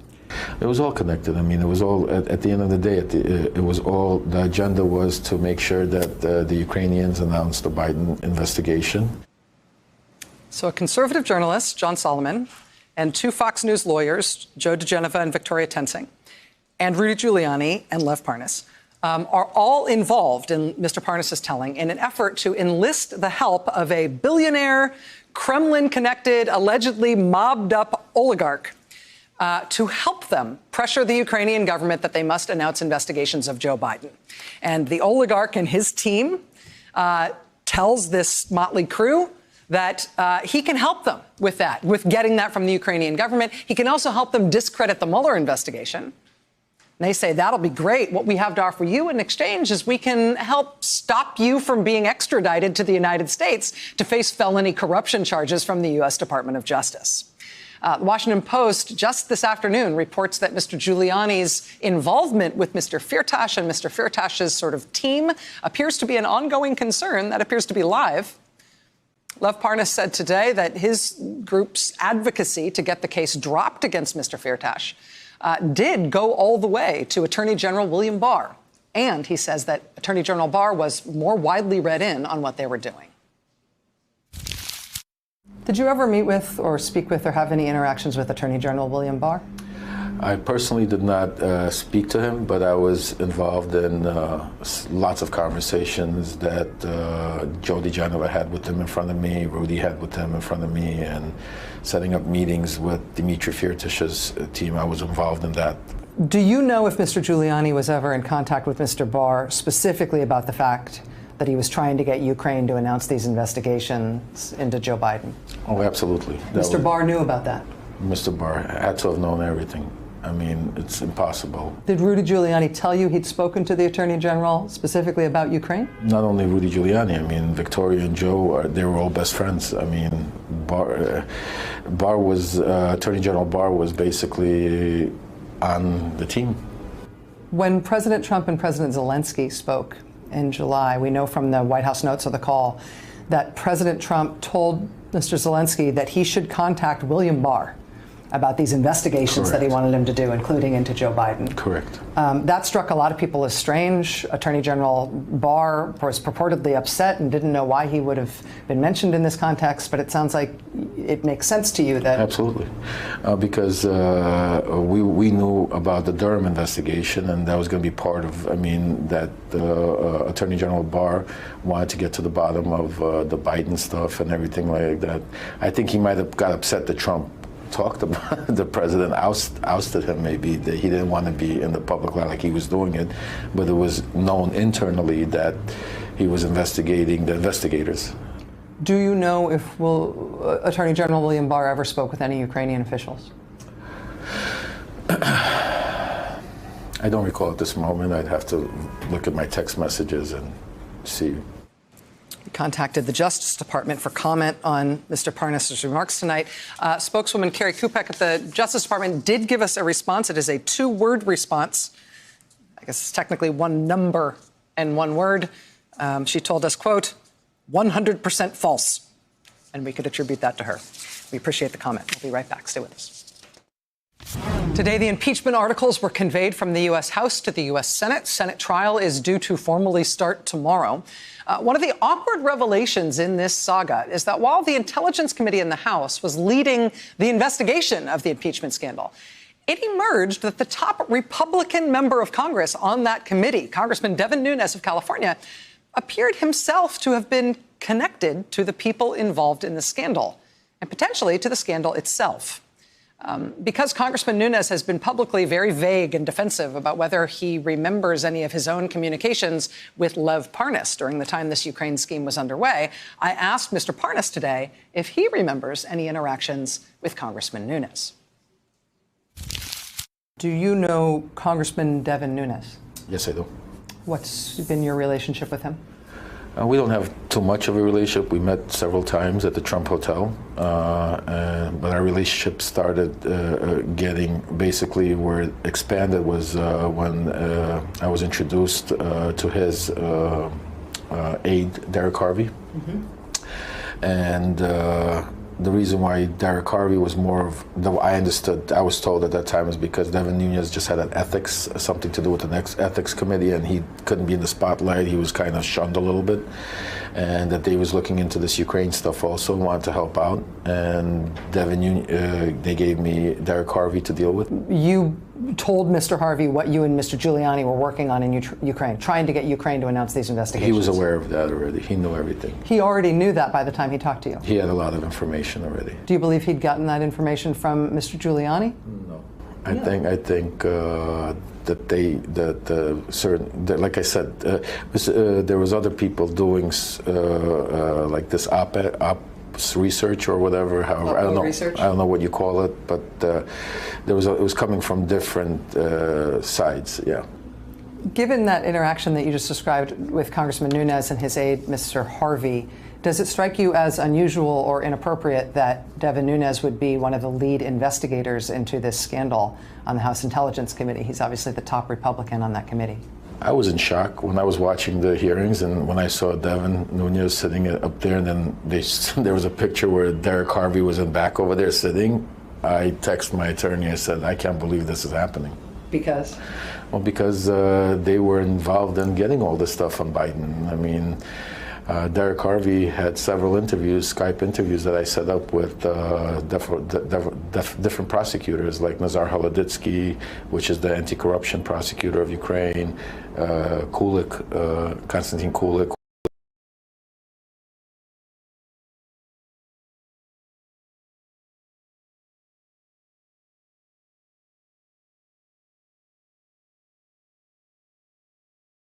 A lot of people might not remember who this guy is or what he's about.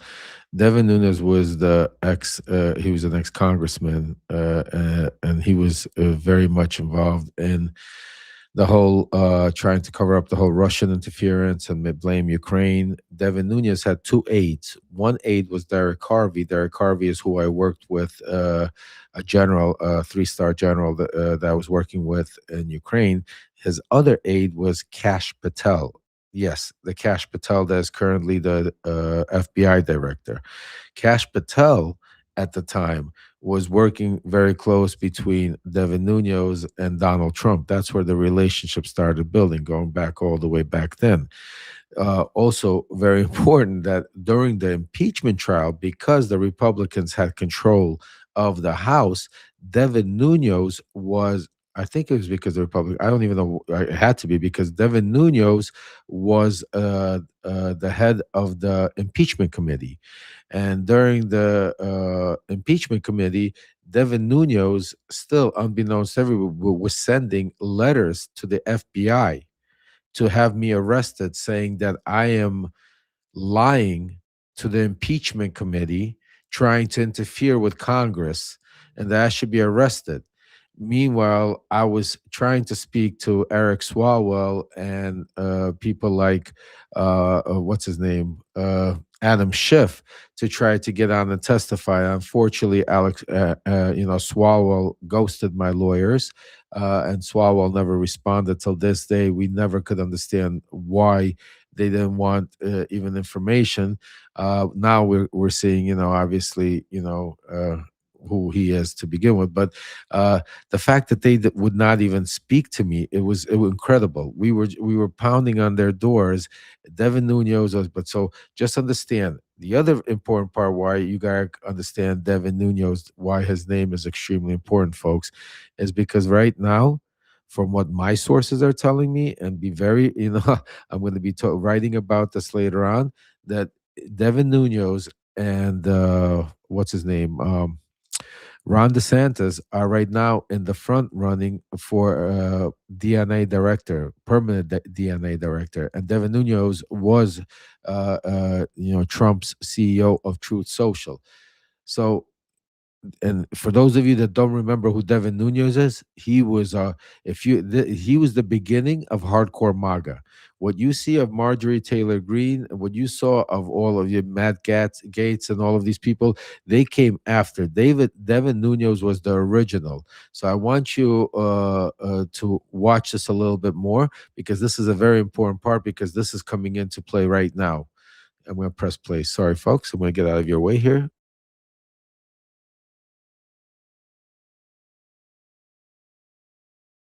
One of the major guys that had this whole Biden stuff.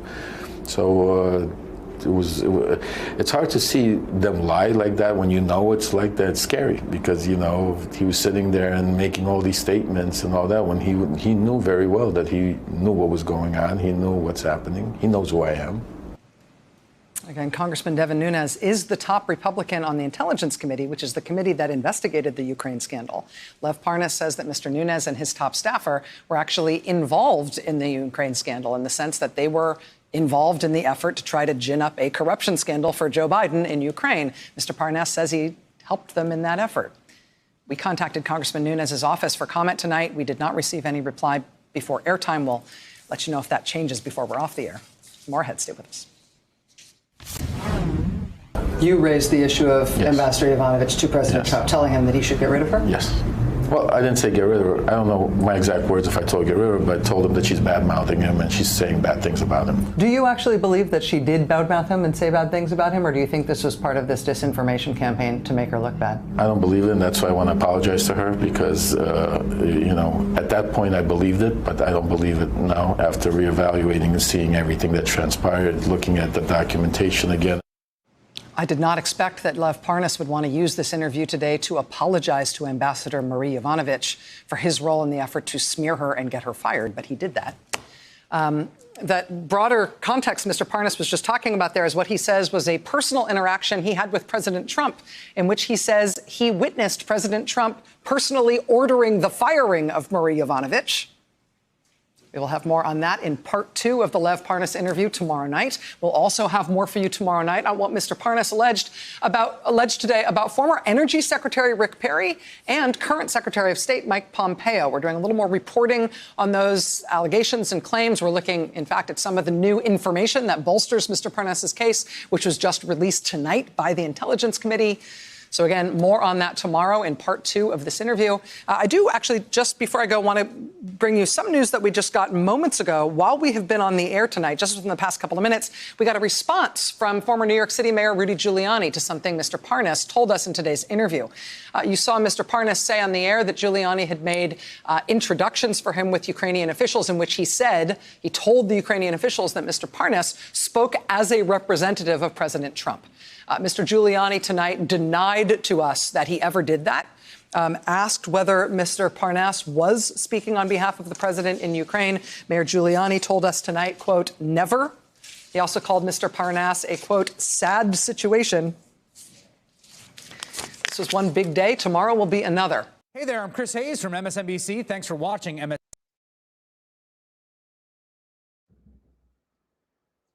Okay, I'm back. All right, folks. So that was part 1 of the documentary. We're going to go into part 2. I'm going to give you guys like a 30-second, 40-second, if you guys want to go to the bathroom, a quick bathroom break.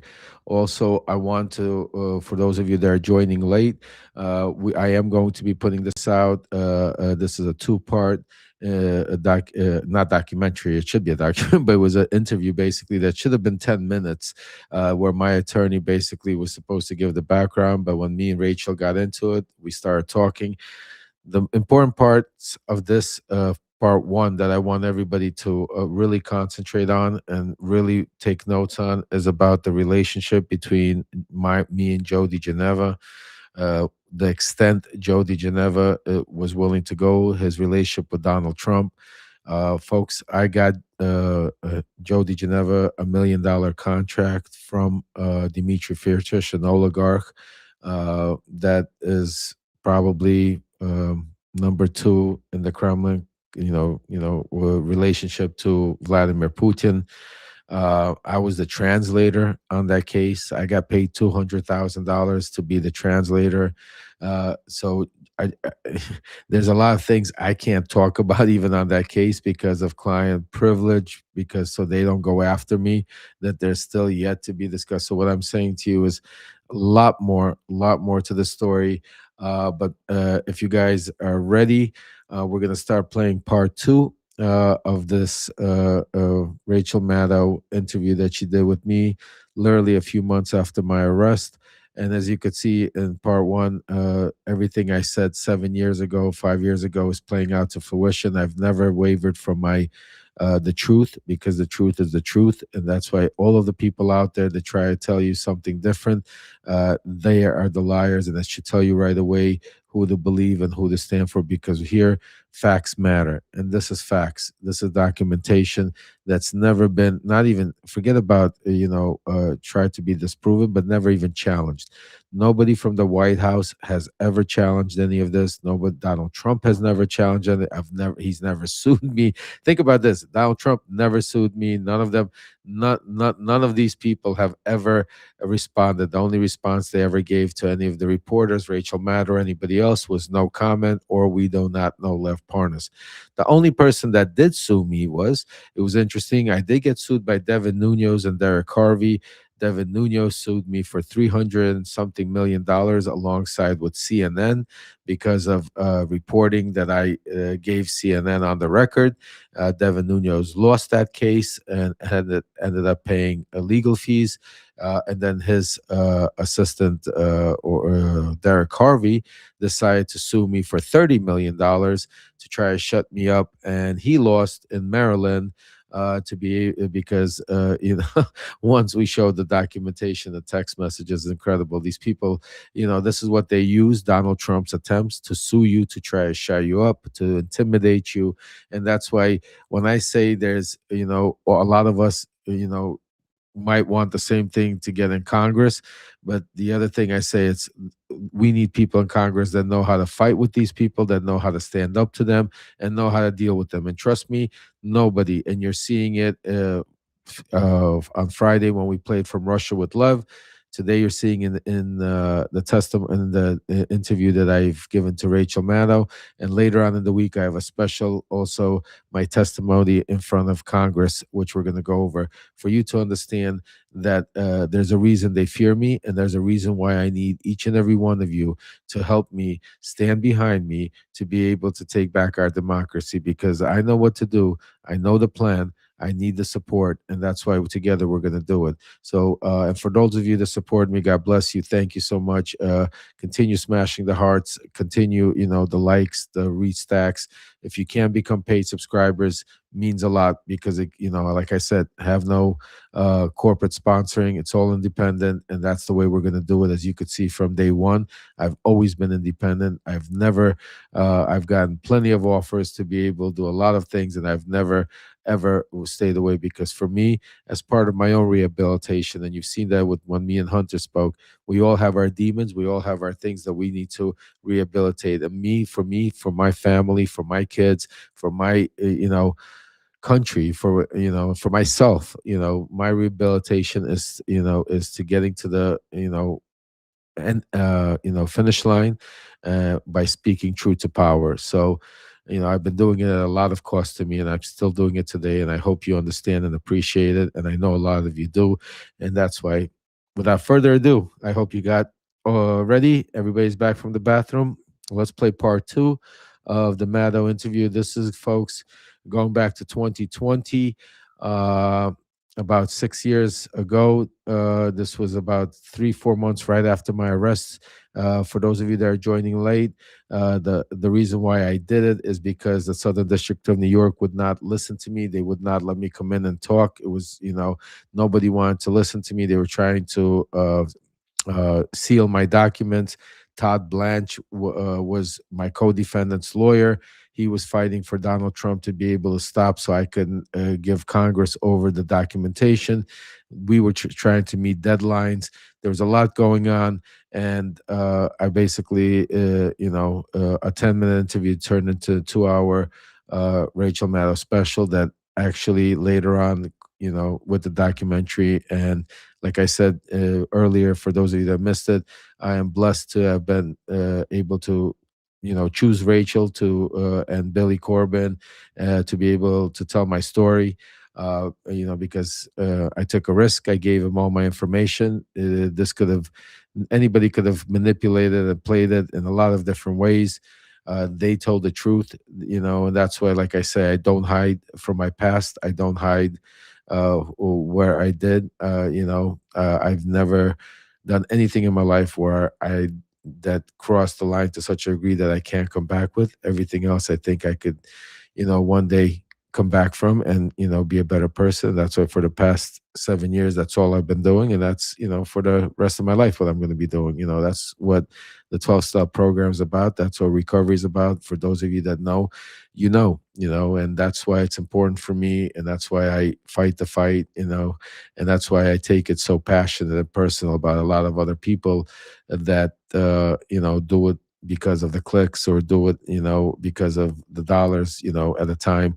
And I don't blame them. It's time, everybody needs to make it, but not at a time right now when we need to be able to save our country because, one wrong move here, one slip up, look at for how long and look at what they've been doing. So anyway, enough of me right now. Let's get into part 2 and then I'll pause it and give you some of the comments on there. Here we go. Thanks to you at home for joining us this hour.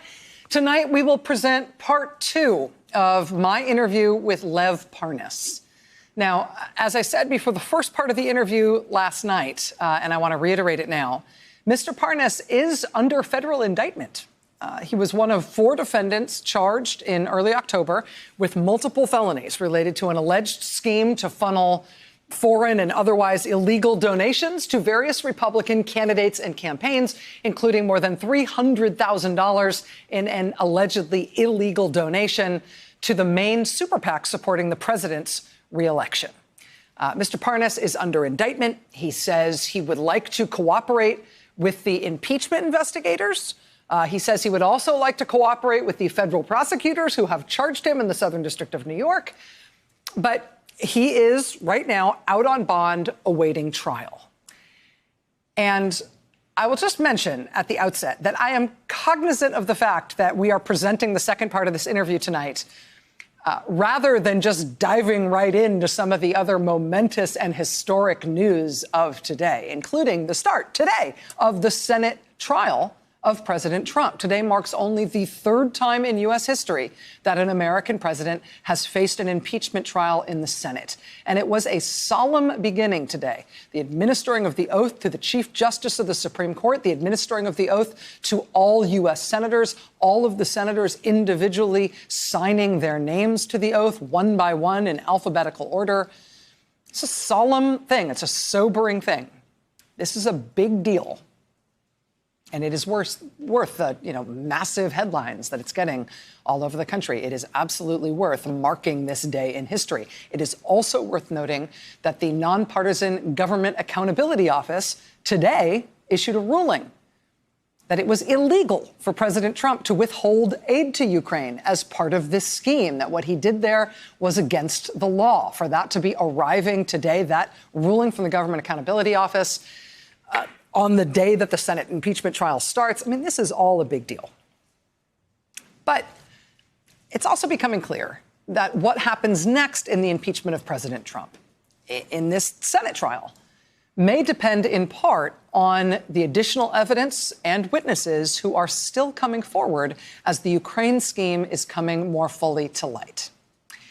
And so, onward. Here's part 2. All right. One of the main questions a lot of different people have asked, I myself have asked and have wondered. Main question asked about Mr. Parnas's decision to give this first public interview is why he would speak out publicly while he's out on bond awaiting trial, right? That is atypical behavior, to say the least, for a federal criminal defendant, particularly one who has a sentient lawyer. I mean, the common wisdom is that public remarks and remarks to the media could really only disadvantage a defendant in his or her dealings with federal prosecutors, right? If you speak out publicly, if you speak to the media, it's gonna hurt your criminal case. That is the common wisdom for all federal defendants in all kinds of criminal trials. So why is Mr. Parnas doing it? Well, in this case, Mr. Parnas says that he has a significant fear of the Justice Department. And specifically, he has significant fear of Attorney General William Barr. For him, that is not reason to be quiet. That is part of the reason why he's making his case now to the public. My understanding from spending a long time with Mr. Parnas doing this interview is that he believes he's safer putting this stuff out in the public sphere than he is keeping his mouth shut, while the Justice Department knows what he was involved in, and they know what he knows, and they have his fate in their hands. My only objective is to get the truth out, because I never thought I was doing anything wrong. I'm still, I feel I regret certain things that I did because, like, hurting the ambassador, and because that was not something, but it was part of. It's like when you're in a war, you think like casualties and stuff like that. It's bad to say, but it was, and I keep saying it was like being in a cult. I mean, and when they say organized crime, I don't think Trump is like organized. I think he's like a cult leader. And right now, the scary part, and that's what I keep mentioning, and people don't understand, is there's a lot of Republicans that would go against him. The only reason if you take a look, and you know very well because you've been following, the difference between why Trump is so powerful now, and he wasn't as powerful in 16 and 17. He became that powerful when he got William Barr. Yeah. People are scared. Am I scared? Yes. Because I think I'm more scared of our own Justice Department than of these criminals right now. Because, the scariest part is getting locked in some room and being treated as an animal when you did nothing wrong. Or when you're not, and that's the tool they're using. I mean, just because they're trying to scare me into not talking and doing, but with God's help and with my lawyer next to me that I know will go to bat for me no matter what, with the truth, and I'm taking a chance. My wife is scared, my kids are nervous. When he says they're trying to scare me into not talking, Mr. Parnas is referencing something specific, actually, that I asked him about in more detail in a different part of the interview that I'm going to show you in just a moment. But what Mr. Parnas describes there as a sort of, what he says is a cultish environment. Him saying getting out of that cultish environment around the president now makes him regret some of his actions. That thing that he's saying about it being like a cult, that he regrets some of his behavior there, that applies as well to the central claim at the heart of the impeachment scandal, which was this concerted effort that Mr. Parnas was involved in to accuse former Vice President Joe Biden of wrongdoing and to get Ukraine to announce investigations of Vice President Biden. In terms of the information, the allegations against Vice President Biden, Mr. Shokin makes allegations against Mr. Biden. Mr. Lutsenko also makes allegations against Mr. Biden. Do you believe that those allegations were true? When we were dealing with it, when I was in the middle of the thick of things, I think I was kind of, and I keep saying it's like a cultish environment being around President Trump, because I mean, like, I've been in DC for 2 years. I've never left the Trump Hotel type of a situation. So I truly believed, seeing different information that was handed to us at that time, that Joe Biden was doing something illegal. Not so much Hunter Biden, but more Joe Biden. But after analyzing all the evidence and sitting back and really, understanding what's going on, I don't think Vice President Biden did anything wrong. I think he was protecting our country and getting rid of probably a crooked Attorney General, and people use this to their advantage. A lot of rich people in Ukraine have their own agenda, and they use us here for their own political stuff. So I think this was a big one. In terms of the material that was handed over to intelligence, on March 22nd, Mr. Lutsenko texts you in Russian, and there's a translation that's provided by the committee. It says, "It's just that if you don't make a decision about Maddow, you are bringing into question all my allegations, including about B." So when he says Maddow, is he talking about Ambassador Ivanovich? Ambassador Ivanovich. Correct. And when he says all my allegations, including about B, is that Burisma. about Burisma and Correct. Biden? Yes. Okay. And do you know if it's Burisma or Biden? I guess it could be either. It was always Biden. Burisma was just, I mean, nobody cares about Burisma or Zlochevsky. It was, the concern was Biden and Hunter Biden. In that text message to you, is Mr. Lutsenko saying, in effect, listen, if you want me to make these Biden allegations, you're going to have to get rid of this ambassador? Oh, absolutely. And he was he threatening that if you didn't get rid of the ambassador, he might withdraw his Biden allegation? He actually did. He withdrew then several times. He wanted Ambassador Yovanovitch ousted for his own career reasons. He had clashed with her in her anti-corruption efforts that had butted up against him and his efforts. Absolutely, yes. Lutsenko and Shokin both had an interest in getting rid of U.S. Ambassador Marie Yovanovitch. Yes, and it's funny because they both don't like each other.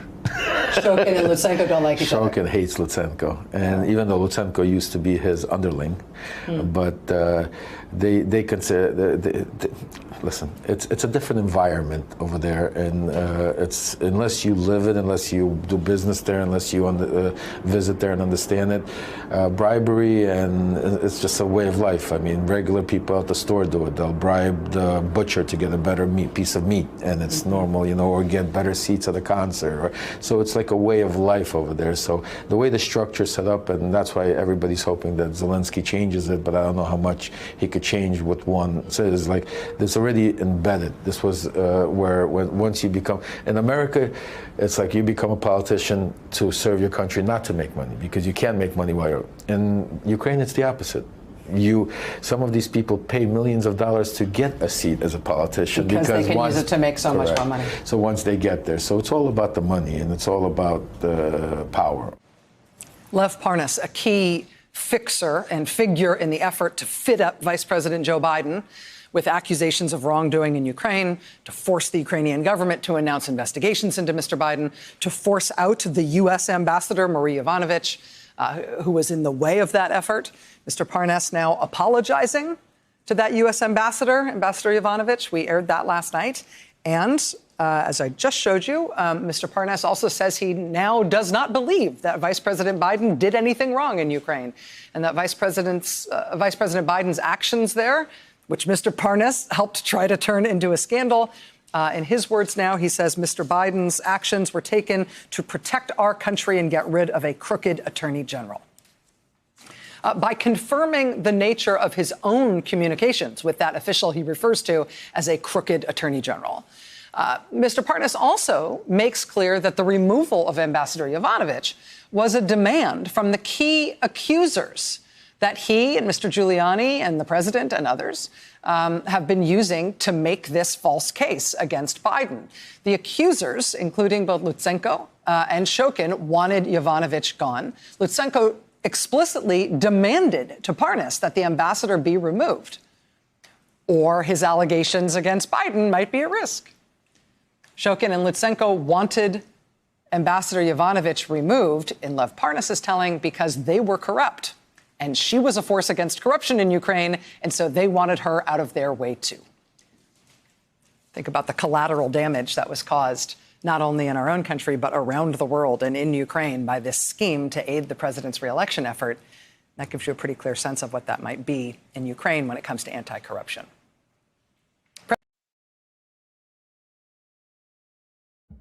I want to just stop for a second and just comment on a couple of things. I think they're extremely important that I myself, like I said, I haven't watched this interview in a while. The fact that I keep telling you guys it's a cult, think about this. I did this interview almost 6 years ago. 6 years ago, I've been telling the people out there when I just came out that, like, literally I came out that this is a cult. 6 years ago, I've been telling people that this is a cult. And that's why it's important to understand that, you know, I haven't wavered from what I've said from day one. The other thing I think is extremely, extremely important that I think it's all for you all to understand here, and because there's so much information going on that you need to understand, is something that I said. Rachel asked me a question, and I said to you, and I answered. She asked me, "When did he become more powerful?" And I responded to her, "When he got Attorney General Bill Barr." Now, I want you to think for a second. Attorney General Bill Barr was not his Attorney General at the time. Attorney General Bill Barr was Joe DiGeneva's Attorney General. He was put in there to get rid of the Mueller report. Yes, Bill Barr protected Donald Trump. Yes, Bill Barr weaponized the Justice Department. Yes, Bill Barr is a criminal and is at fault, and probably a majority of the things that why we're here today. But Bill Barr is nowhere near Todd Blanche, because now Donald Trump literally has his attorney general, his lawyer as attorney general. So think about what was going on there, and think about, and that's why it's extremely important when I say, like right now, Todd Blanche has been nominated. He nominated him officially. It's going to be, we're going to watch to see how the Senate plays this one. And the fact that, people like Devin Nunes are coming back into the fold to possibly head up our DNI, extremely dangerous. So I'm going to continue playing it. But these are things, folks, 6 years ago. Think about it. 6 years ago, we were talking about this. And if only they would have listened. If only just think about it. The Democrats had all this information for 7 years before this, even before the Rachel Maddow interview. Before this, I handed everything over to them. They had all of this. They had all this information from the impeachment. They had all of this they could have been using. In 2024, when I begged the Harris team, when I begged the Biden team, when I told them all of this stuff, when they looked at me and when they told me that, Lev, you have no idea what you're talking about. You've never been involved in politics. Just think about if they would have listened.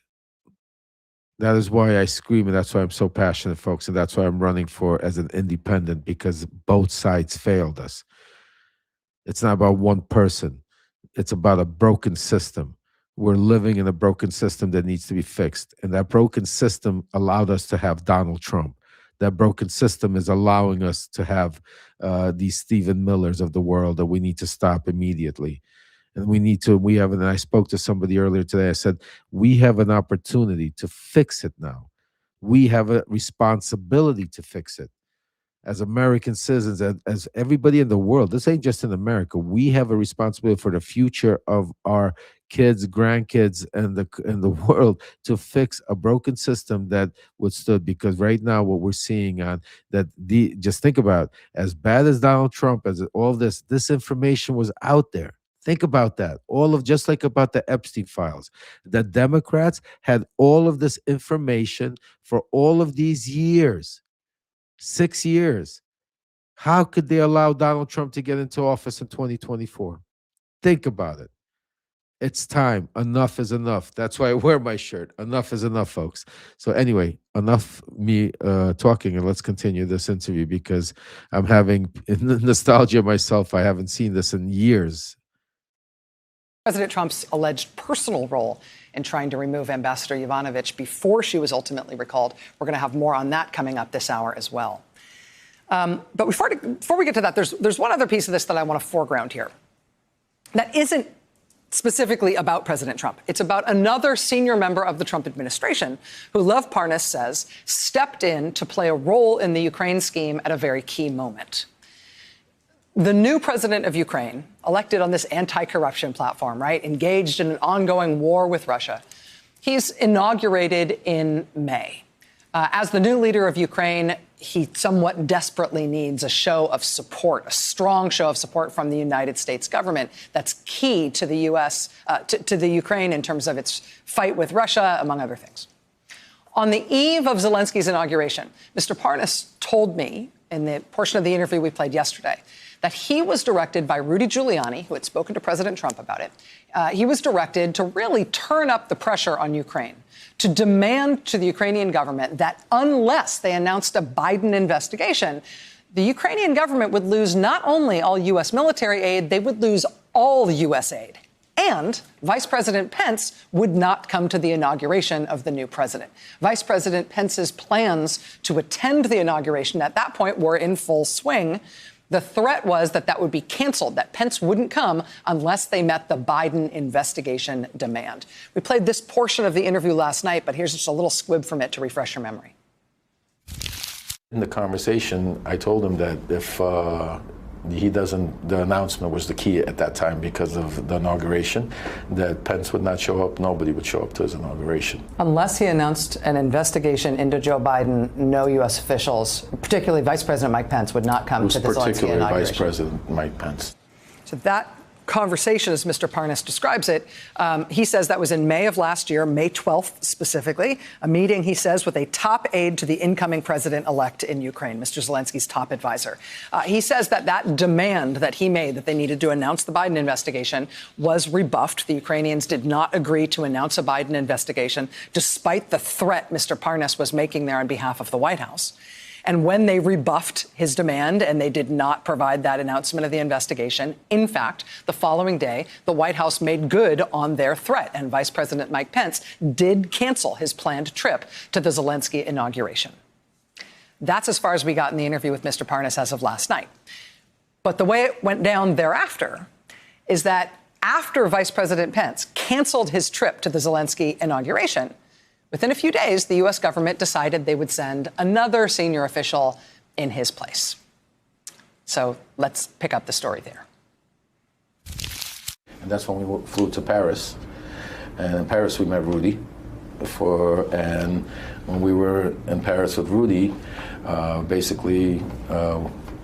that's when I found out that Perry was going to that they decided to send Perry there instead. Energy Secretary Rick Perry would be going. Correct. Did you learned that from Mr. Giuliani? Correct. Was Mr. Perry, to your knowledge, aware of what you and Mr. Giuliani were trying to do in Ukraine in terms of getting these investigations announced? I don't know to what extent he knew about me, because I don't know what he was told, but definitely he knew about Rudy, because he called Rudy on his way there to ask him what to discuss. And Rudy told him that to make sure to give him the message. Mr. Giuliani told Secretary Perry, what you need to convey to the Ukrainian government is that they need to announce an investigation into Joe Biden. Absolutely. Do you know if part of the message that Mr. Giuliani conveyed to Secretary Perry was also that Ukraine would lose their military aid, they'd lose their U.S. aid if they didn't announce those investigations? I don't recall them having a specific conversation about that. Okay. It was more of just telling him what he needs to do to announce it. I don't know what other conversation they could have had prior or after, but I know that there was another conversation that Perry called after the inauguration, telling him that he spoke to Zelensky and Zelensky's going to do it. Perry says, I spoke with Zelensky and I got him to agree. Yeah, I got him to agree to announce the investigation. Yeah, and they did. They announced, but they didn't announce that. See, this was the whole key. They would constantly, every time somebody would meet Zelensky, they would agree, and then they would walk it back. So they announced something about corruption, that he's going to be on the corruption, but that Giuliani blew his lid on that, saying that's not what we discussed. That it wasn't supposed to be corruption announcement. It has to be about Joe Biden and Hunter Biden and Burisma. He said the name Biden needs to be spoken, was his insistence. Always. They did not want them to announce corruption investigations or anti-corruption efforts. That was not it. It had to be about Biden. They had to say Biden. Lev Parnas alleging that former Energy Secretary Rick Perry, who we know from impeachment hearing testimony, was tasked by the White House as one of three officials, along with Kurt Volker and Gordon Sondland, who were taking the lead for the Trump White House on Ukraine policy, the supposed three amigos. According to Lev Parnas, Secretary of Energy Rick Perry was directed by Rudy Giuliani to deliver the message to the Ukrainian government that they needed to announce investigations into Joe Biden. He says, Mr. Parnas says, that Mr. Perry phoned Mr. Giuliani, contacted Mr. Giuliani and said that he had been in touch with the Ukrainian president, that he had conveyed the message, and that, in fact, the Ukrainian government had agreed to make that announcement. Now, Secretary of Energy Rick Perry has denied playing any role in this scheme, but he did crash out of the Trump cabinet just as this scandal started to come to the surface. It was October 16th when the Wall Street Journal reported that, in fact, Secretary Perry did call Rudy Giuliani to talk about Ukraine. He did so at the direction of President Trump. The following day, October 17th, Rick Perry tendered his resignation to the president as energy secretary. The day after that, Oops, sorry, I'm back. I just wanted to show you, stop it there for a second, so you guys could see, again, just like you're seeing everything play out right now. They got caught with their, I came out, I said it. The next day, all of a sudden, Rick Perry said, oh, no, nothing about it. But then all of a sudden, Rick Perry decided, well, let me get out of there. Rick Perry decided to quit right away. All of a sudden, breaking news. Yes, Rick Perry did speak to Rudy Giuliani. The one thing I also want to comment on, and I want all of you to understand, just think about all the accusations I made about Donald Trump. Everybody, just the names, think about the names. And this is 6 years ago. Think about now, and think about the documentary. Think about I wrote a book, right? Think about all the podcasts I do and the accusations and things I say, right? Think about all that. Think about Bolton. He wrote one book. They went after him. He's going to prison, I think, right now. He took a guilty plea. They've never sued me. Donald Trump sues every, agency. Donald Trump sues every individual. He sues every journalist that says something about him. They've never sued MSNBC over any interview that I've done. They've never sued Rachel Maddow. They've never sued me. None of them. Not Rick Perry, not Donald Trump, not Rudy Giuliani, not Bill Barr. None of them. The only thing they did was say they have no comment and let the news cycle take over. Think about it. Yes. And then somebody, Betsy, I think, said, and then COVID happened, and conveniently everything disappeared. You're 100%. Even back then, you want to start thinking about this was it, folks. This was the thing. And then all of a sudden COVID took over, and all of a sudden the impeachment, everything just started going away. But think about just common sense, one thing, knowing what you know now. Think about it. Knowing the way you know Donald Trump now, as vindictive as he is, as mean as he is, as knowing the way he goes, think about the fact that he's never sued me.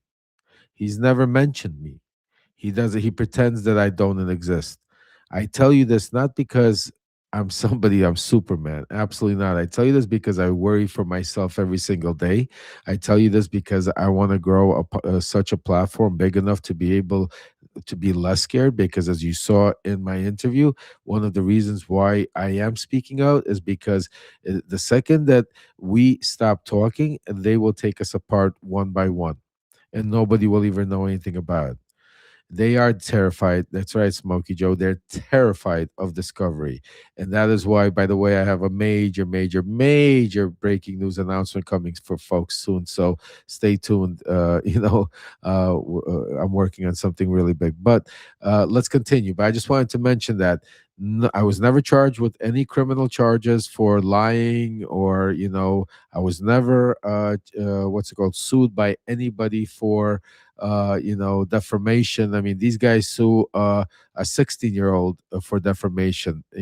So just nobody's ever gone on X or Twitter or Truth Social. Never. There's not one. If you go to Truth Social, you will not find one post about me on Truth Social.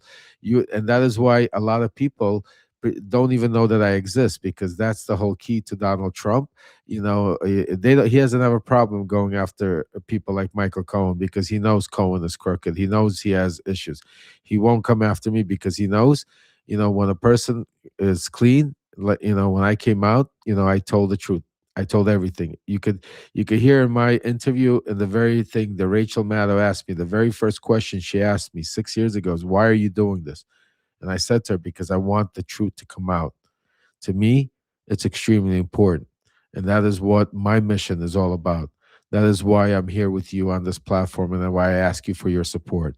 That is why I'm running as an independent for the 22nd District of Florida. That is why I'm trying to stand up to them every single day, because truth matters.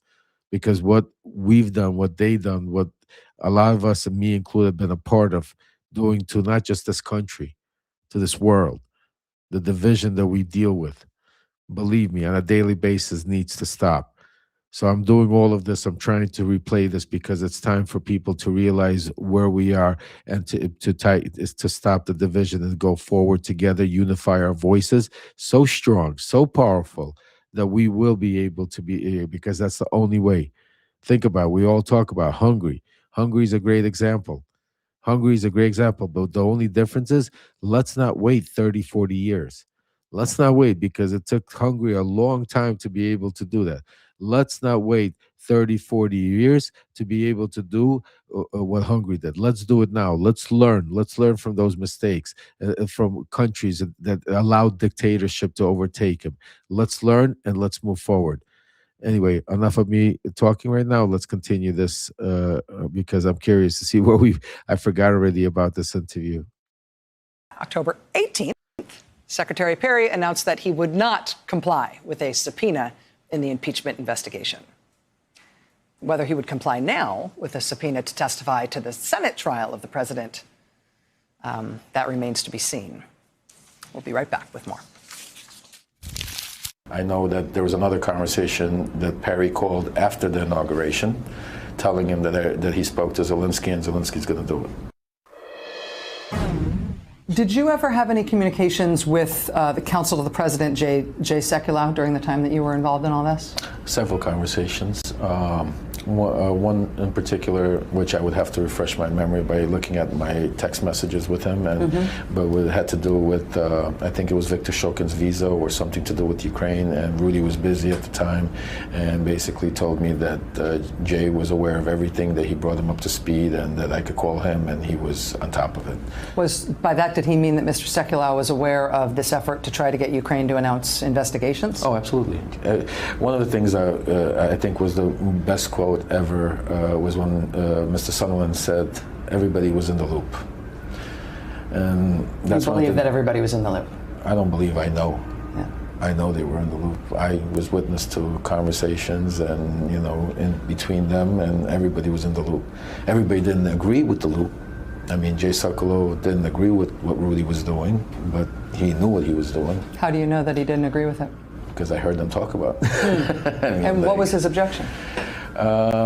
He didn't want to be involved in the Ukraine stuff. I don't know what you'd have to ask him what his, but my feeling from the conversations and watching the way Jay approached that situation was he just didn't want to be a part of it, wanted to stay away from it. You mentioned that you were trying to get Mr. Shokin a visa to come to the United States. Correct. Why were you trying to do that? Well, after the conversation Mr. Shokin had with Mr. Giuliani that we had Skype, they have discussed and arranged that they were going to have Mr. Shokin come here, and Mr. Giuliani wanted to debrief him here in front of Mr. Lindsey Graham and certain other people like the Attorney General. Because Mr. Shokin was going to say what? He was basically going to testify and say that Joe Biden basically forced him out because he was going to investigate Hunter Biden and Burisma. Was the president himself ever involved in the effort to get this visa for Mr. Shokin? In the text messages that were released, Mr. Giuliani appears to tell you he's going to get number one involved in this effort to get Mr. Shokin into the U.S. Absolutely. Was that a reference to the president? Absolutely. Did the president ever work on it? Of course.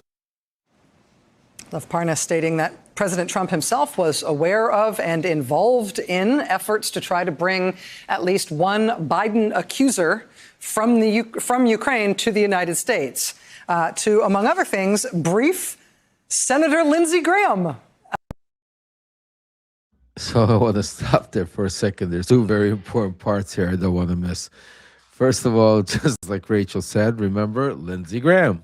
Lindsey Graham's been a part of this for so long, and it's pathetic that, he's allowed to continue doing this. But not only, Lindsey Graham is I'm sorry, continue, but that Lindsey Graham was involved in all of this. And I'm going to continue playing this. Here we go. And Attorney General William Barr. We believe that accuser, former Ukrainian prosecutor Viktor Shokin, had his visa to visit the United States blocked by the U.S. Embassy at Kiev because it was the official U.S. government view of him that he was way too corrupt as a public official to be allowed a U.S. visa. Not only that, the other important point I want to make here is at that point, 6 years ago, people were saying that I was crazy when I was saying these things because saying, oh, yeah, Donald Trump, the president of the United States, is going to be involved himself in getting a visa.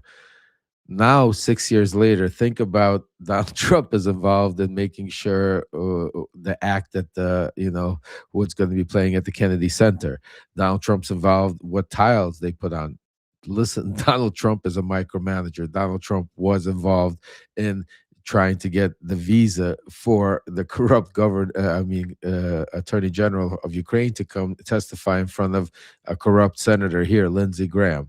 So think about that. This is 6 years ago, folks. Here we go. I'm going to continue playing it, and I'm going to let you continue listening. But it's also noteworthy that Mr. Parnas says that he believes that counsel to the president, Jay Sekulow, was aware of everything that was going on in this Ukraine scheme, but that he disapproved of it. In Mr. Parnas's words, he said that Mr. Sekulow wanted to stay away from all this stuff involving Ukraine. I should note at this point that Mr. Sekulow is expected to be one of the main defense counsels for President Trump in his impeachment trial, which convened today in the Senate. I should also note that Mr. Parnas says Mr. Sekulow was, however much he disapproved of the whole Ukraine scheme, he says Mr. Sekulow was directly involved in advising him not to cooperate with the investigation into the Ukraine scheme and with signing him up with some other lawyers who Lev ultimately fired, but who also told him not to cooperate with the investigation into Ukraine. How did you end up with Mr. Downing and Mr. Dowd representing you when the impeachment inquiry had contacted you for testimony? It's a good question, Rachel. First of all, what happened was we were in Vienna when we got notified that we had a congressional request. Yeah. And I was there with Victoria Tunzing and Joe DeGeno working on the Dmitry Firtash case. And the first people I came to was them and said, what do I do? They said, call Rudy. I called Rudy and said, what do we do? How do we, Rudy's first response was, don't worry about it. Forget it. I was like, what do you mean don't worry about it? Like, we need an attorney. Please help me get an attorney. Rudy came back and said, I have great, John Dowd. And we're like, okay, we got excited because I didn't know who John Dowd was, but I knew he was the president's attorney. So it was a very, exciting situation, even though it was, all this going on. It's still, like in the Looney Tunes. But I called John Dowd, introduced myself, like Rudy connected us. And at first everything was good. And then like about 15 minutes later, I get a call from him saying, we have a problem that I'm not going to probably be able to represent you. I said, what happened? He goes, I've been speaking with Jay Sekulow and, because I was the president's attorney and I'm still kind of doing work for the president, there's a conflict of interest unless he wants to waive it. And I don't think the president's going to waive that conflict. Because at that point, John Dowd didn't know who I was also. He didn't think I had any relationship with the president. And I responded to him, I said, I think he will. I said, you think the president will waive the conflict and let Dowd represent you? Absolutely. I said, give Rudy a call. I'm sure we could work this out, I said, because this is very important. About 15, 20 minutes later, I got a call back from John Dowd. He said, you're one lucky guy. I just got a call from Jay Sekulow. I got the permission, and I'm getting it in writing shortly. You are one lucky guy. I just want to interrupt here for a moment to show you that, in fact, what Mr. Parnas is talking about here is corroborated by some of the documentation that he has handed over to the House Intelligence Committee. This letter from Jay Sekulow saying that Jay Sekulow, got President Trump's express permission for Lev Parnas to be represented legally by John Dowd. That was, in fact, a letter that Mr. Parnas turned over to the impeachment investigators and now has been conveyed to the Senate. So Jay Sekulow says, I have talked to the president about you, Lev Parnas, and I have received his permission to let you use John Dowd as your lawyer. Mr. Parnas thinks he is very lucky. This is great. It shows that the president is willing to help him out. It also shows he's getting the president's lawyer, which is wonderful. Mr. Parnas went on to say in the interview that he was advised by his new lawyer, who he's very excited about, John Dowd, in consultation with Jay Sekulow at the White House and Rudy Giuliani, that he should not cooperate with the investigation into Ukraine, the impeachment investigation that's brewing in Congress. He's been asked by the impeachment investigators to give information. He says he is advised by his new legal team in communication with the White House, with the president's counsel, Jay Sekulow, that he shouldn't cooperate, even though he says he personally would have been happy to.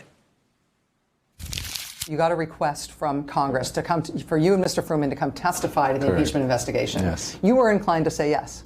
Yeah, absolutely. I had nothing to hide. We're not doing anything illegal. Your lawyer, John Dowd, however, advised you not to cooperate and said the president would give you cover for not cooperating? Well, it was a little bit more than that. It was I was brought into John Dowd's house, and he got Jay Sekulow on the phone, and also Rudy and Victoria's, and then basically they came up with a situation that said that because I worked for Rudy and because I worked for Victoria and because Rudy worked for the president, we had three-way privilege, and that basically Pat Ciccone was going to be writing a letter to Congress telling him that nobody's cooperating, and that would protect us under the same order, and he would follow up with that. Again, this was the President of the United States, so I mean, I thought, okay. I said, here's all the information I have. I did my duty. I gave him whatever paperwork I had.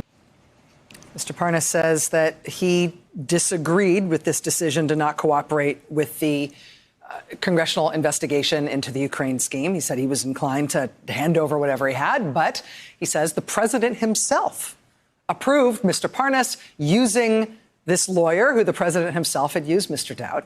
Mr. Sekulow in the White House was part of the team giving him advice that he should not cooperate. He figured it was probably fine, since, I mean, all of this appeared to be coming down to him from the president of the United States and all of these people who worked with the president. But then Lev Parnas got arrested, and that's when things went quite pear-shaped. Mr. Dowd was your attorney for a time, and then you changed attorneys. I fired him in jail. You fired him when you were in jail? Yes. What happened there? And Mr. Downing. Basically, when we were arrested, obviously I had nowhere else to call. I didn't know. We just retained Dowd and Downing. So I called Downing to come there. And I started seeing in the process of the bail stuff, the way things were going on, that they were more concentrating on, I didn't feel that they were trying to get me out. And at that point, I had a meeting with John Dowd and Downing inside the jail. And John Dowd just, instead of comforting me and, you know, try and calm me down, telling me like it's going to be okay, like don't worry, basically start talking to me like a drill sergeant and telling me, giving me orders, like, you know, like be a good boy, like, you know. He said be a good boy? No, like I don't want to quote him exactly on what the words, what he used in that, because it was a while ago and I don't remember exactly, but it was his condescending attitude towards basically like, who do you think you are, you know, telling the president or Giuliani or anybody to like come out. And because one of the things I said, I can't believe nobody's coming out in our defense and saying like we didn't do like wrong, we're good citizens, that, you know, we work. And basically word for word, and then I said, if you don't get out of here right now, something bad's going to happen, because I don't want to see the two of you. And at that point, Downing hit the emergency button, and the security took me out and took them out. So this is a very heated confrontation. You told Downing and Dowd to get out. I threw them out. Were they telling you to sacrifice yourself in order to protect the president? That's what I felt. Is the implication of this story of the lawyers that you feel that people loyal to the president and close to the president were trying to influence your defense and your case in a way that was against your interests but in the president's interests? Absolutely. I think they try to keep me quiet. Lev Parnas, again, should be noted, is out on bond awaiting trial on multiple felony counts for allegedly funneling foreign and otherwise illegal donations to Republican candidates and campaigns, including the super PAC that is supporting President Trump's re-election effort. In terms of the lawyers he was talking about here, Kevin Downing was the main defense lawyer for the president's campaign chairman, Paul Manafort, who is currently serving more than 7 years in federal prison. John Dowd was one of the president's defense counsels on the Russia investigation. Both Mr. Downing and Mr. Dowd have since been fired by Lev Parnas in the situation that you just heard him describe there, that jailhouse confrontation. As for Jay Sekulow, the gentleman on your right side of your screen here, he will be representing President Trump as one of his defense counsels in the U.S. Senate in the president's impeachment trial. Speaking of the president, more ahead. We've got one last piece of the Lev Parnas interview to bring you tonight, and it is one that, I'll tell you in advance, it raises more questions than it answers. The person who can answer those questions is not Lev Parnas, however, but rather Secretary of State Mike Pompeo, or perhaps other State Department officials who know about the actions of Secretary Pompeo and the State Department at this time. When you hear people gnash their teeth about the fact that the administration hasn't handed over any documents to the impeachment investigation, that the State Department won't hand over a single document to explain its own role and its own behavior during this scandal, this is why. This is an example of why. Okay. One of the mysteries that still lingers from the Ukraine scandal is about that smear campaign that was carried out against the U.S. ambassador to Ukraine, Marie Yovanovitch. And that smear campaign, of course, was aimed at getting her removed from the embassy, removed from her post. Ultimately, she was removed, of course. She was told to get on the next plane out. She got a call at 1 a.m, saying your security is at risk. Get on the next plane out. That was in late April. Her departure was announced by the State Department shortly thereafter in terms that said that it was, normal and long planned when it was actually anything but. But in addition to lying about the circumstances of her departure, one question that has always nagged about the State Department and the role of Secretary of State Mike Pompeo is why the smear campaign was necessary. After all, if Marie Yovanovitch was in the way of the president's pressure campaign to get the Ukrainian government to help him with his re-election effort, or if the president was unhappy with her for any other reason for that matter, either made up or real, well, he's the president. He could just fire her. He could just have her recalled from her post. Why did they have to go through this public, humiliating drama? Well, in my interview with Lev Parnas, Mr. Parnas told me that President Trump tried to fire Ambassador Yovanovitch several times, and it, for some reason, didn't work. The president kept firing her, and she wouldn't leave. So nobody could understand what was going on. Public information, she was removed at the time that she was removed. She was back in the United States at the end of April. You're saying that the president tried to fire her before then? He fired her probably, at least, to my knowledge, at least 4 or 5 times. To different. He even had a breakdown and screamed, fire her, to Madeline, his assistant, the secretary, before he fired. And, so and she said, Mr. President, I can't do that. He was directing the State Department to remove her, and the State Department was refusing? Correct. But the basis of your belief that the president had tried to remove Ambassador Yovanovitch multiple times, and it, for some reason, didn't work, is because you talked to the president about that? About firing her, I spoke to the president once about that. Or twice, once or twice. Once directly at our dinner, when he fired her actually at the dinner, which was the most surprising thing ever. Tell me more about that. Basically, at that dinner, we had a conversation. There was like 6 of us there. It was an intimate dinner. And at the White House? It was at the Trump Hotel, but it was at the private area there. It looks like a little White House. And the president was there? Oh, absolutely. Yeah, the president was there. His son Don Jr. was there. I don't know how the conversation came up, but I do remember me telling the president that the ambassador was bad-mouthing him and saying that he was going to get impeached, something to that effect. And at that point, he turned around to John DeStefano, who was his aide at the time, and said, fire her. And there was a silence in the room. And he responded to him and said, Mr. President, we can't do that right now because Pompeo hasn't been confirmed yet. Pompeo is not confirmed yet, and we don't have, this is when Tillerson was gone, but Pompeo wasn't confirmed. So they go, we'll wait till they say we'll go. So several conversations, he mentioned it again. I don't know how many times at that dinner, once or twice or 3 times, but he fired her several times. He reiterated that she should be fired, and then he was ordering her to be fired. Correct. Now, a couple of things here. First, we should say that Lev Parnas told me in this interview that he no longer actually himself believes that Marie Yovanovitch, as ambassador, actually was bad-mouthing President Trump or saying he was going to be impeached. He now says he recognizes that was part of a disinformation campaign. He regrets participating in it, even though he believed it at the time. He apologized to the ambassador in my interview with him. We aired that last night. He says he regrets believing those things about her and participating in the effort to get her fired. The other thing to note here, though, is that the meeting that Mr. Parnas is describing, he says took place on April 30th, 2018. And from what he's describing about where the meeting happened and who was at that meeting, we believe that there was a meeting of that type on April 30th, 2018, at the location that Mr. Parnas is describing. On April 30th, 2018, Mike Pompeo had, in fact, been Senate confirmed just a few days before. Mike Pompeo, however, had not yet been sworn in officially as Secretary of State. So perhaps that was the source of confusion, saying we can't do it yet. Mr. Pompeo isn't formally in place yet. We don't know. But aside from that detail, I think you would take from Mr. Parnas' account there that there was perhaps an expectation in the White House, perhaps an expectation around the president, that once Mike Pompeo was fully in charge at the State Department, once Trump had his guy in there as Secretary of State, Ambassador Yovanovitch would be fired. In the end, it would be another year before that actually happened. But that was not the only time he fired her, because he fired her at least on four other occasions that Rudy Giuliani went to the White House, had conversations with him, and then came back and then informed me, Victoria, and Joe about what transpired. He fired her when he gave an order to Mike Pompeo once, which he didn't do. Secretary Pompeo didn't fire her.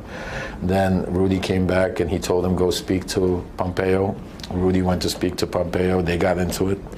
Then they had another meeting at the White House where he told Bolton to fire her. Bolton didn't want to fire her, told Pompeo to fire her. Rudy got into it with all of them again. And then at one point he told Madeleine to fire her. So, I mean, and that was becoming comical because I couldn't understand you're the president. And that's one of the things, when I say comical, it's now more comical. But at that point, it was more of affirmation to me that there was people against the president of the United States if they're not listening to his orders. So, and that's where I think the smear campaign started coming about. I think it was like a boost to them to help him if the media started like egging him on, like, that there was really something there, that then he would just tweet and fire her. They couldn't get it done through normal channels, even with the president himself being involved in those somewhat normal channels. And so they started the smear campaign to try to create media agitation against Ambassador Yovanovitch, and maybe that would make it possible for the president to evade or elide direct channels and do it with the support of the conservative media who would advance these claims. I mean, this is fascinating, right? According to Lev Parnas, the smear campaign against Marie Yovanovitch was not meant to convince President Trump that she was bad. He was already on board with that. Happy to believe that. The smear campaign against the ambassador was meant to help his efforts to fire her. You know, maybe get him so riled up he would fire her by tweet, make it public that way instead of just yelling it out to random people at random meetings and dinners. But this narrative also presents us with a sort of mixed, complicated picture of Secretary of State Mike Pompeo in this scandal. I mean, on the one hand, Secretary Pompeo refused to support Ambassador Yovanovitch publicly when she was being attacked as part of the smear campaign. And it was his office that ultimately removed her from her post, with no evidence that he actually believed or that the State Department actually had any substantial reason, any real reason to get her out. We also know that Secretary of State Mike Pompeo was in contact with Rudy Giuliani, who was running the whole Ukraine operation, including the Yovanovitch smear campaign, including when Lev Parnas, who was inseparable from Rudy Giuliani, was exchanging alarming text messages with a Republican congressional candidate who purported to have Ambassador Yovanovitch under physical surveillance and appeared to be raising the prospect of some physical harm or intimidation being carried out against her. I should also mention that the material Lev Parnas turned over to the Intelligence Committee includes, in the latest batch released last night, these text messages involving Rudy Giuliani and Victoria Tensing, a Fox News lawyer working with Giuliani and Parnas in their scheme to get Yovanovitch fired. In these texts, about 3 months before Yovanovitch was finally recalled, Tensing asks Giuliani, quote, "Is there absolute commitment for her, all caps, her, meaning Yovanovitch, to be gone this week?" Giuliani responds, quote, "Yes, not sure how absolute. We'll get a reading in the morning and call you. Pompeo," it's misspelled Pompey, "Pompeo is now aware of it. Talk to him on Friday." The next month, the conservative journalist John Solomon wrote to Lev Parnas and Victoria Tensing and her husband, Joe DeGeneva, saying that John Solomon, needed State Department help on, quote, Hunter Biden contacts. What State Department help did John Solomon expect to get, and why did he think Lev Parnas and friends could get it for him?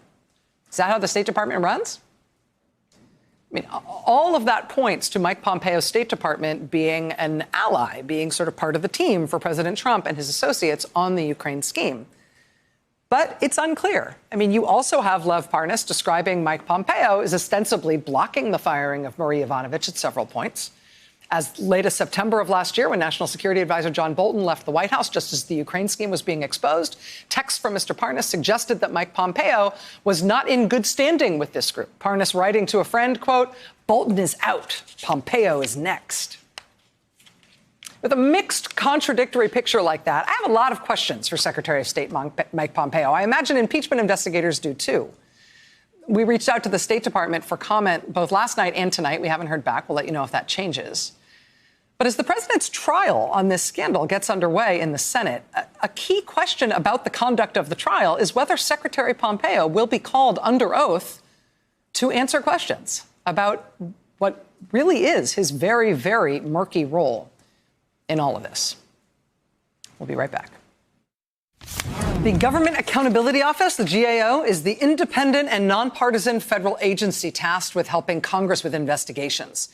In November, the GAO announced that it would analyze whether the Trump administration broke any laws when they decided to withhold $400 million in military aid to Ukraine as part of this effort to pressure Ukraine into announcing investigations into Joe Biden.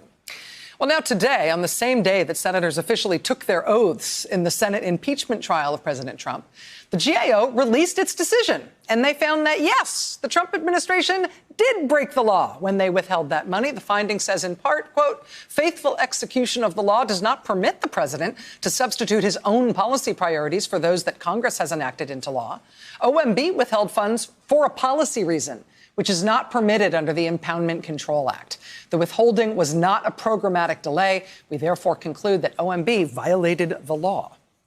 You may remember one of the impeachment witnesses, Mark Sandy, testified that two officials at OMB resigned during this scandal, in part because of their concerns about whether holding up these funds to Ukraine was illegal.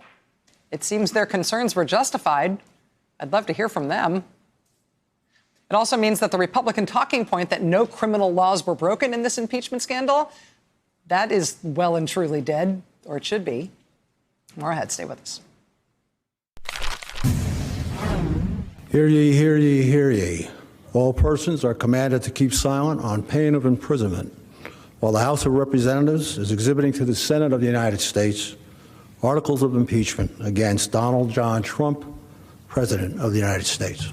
Senate Sergeant at Arms today warning members of the Senate that if they break with decorum during the impeachment trial of the president by speaking, they could face imprisonment.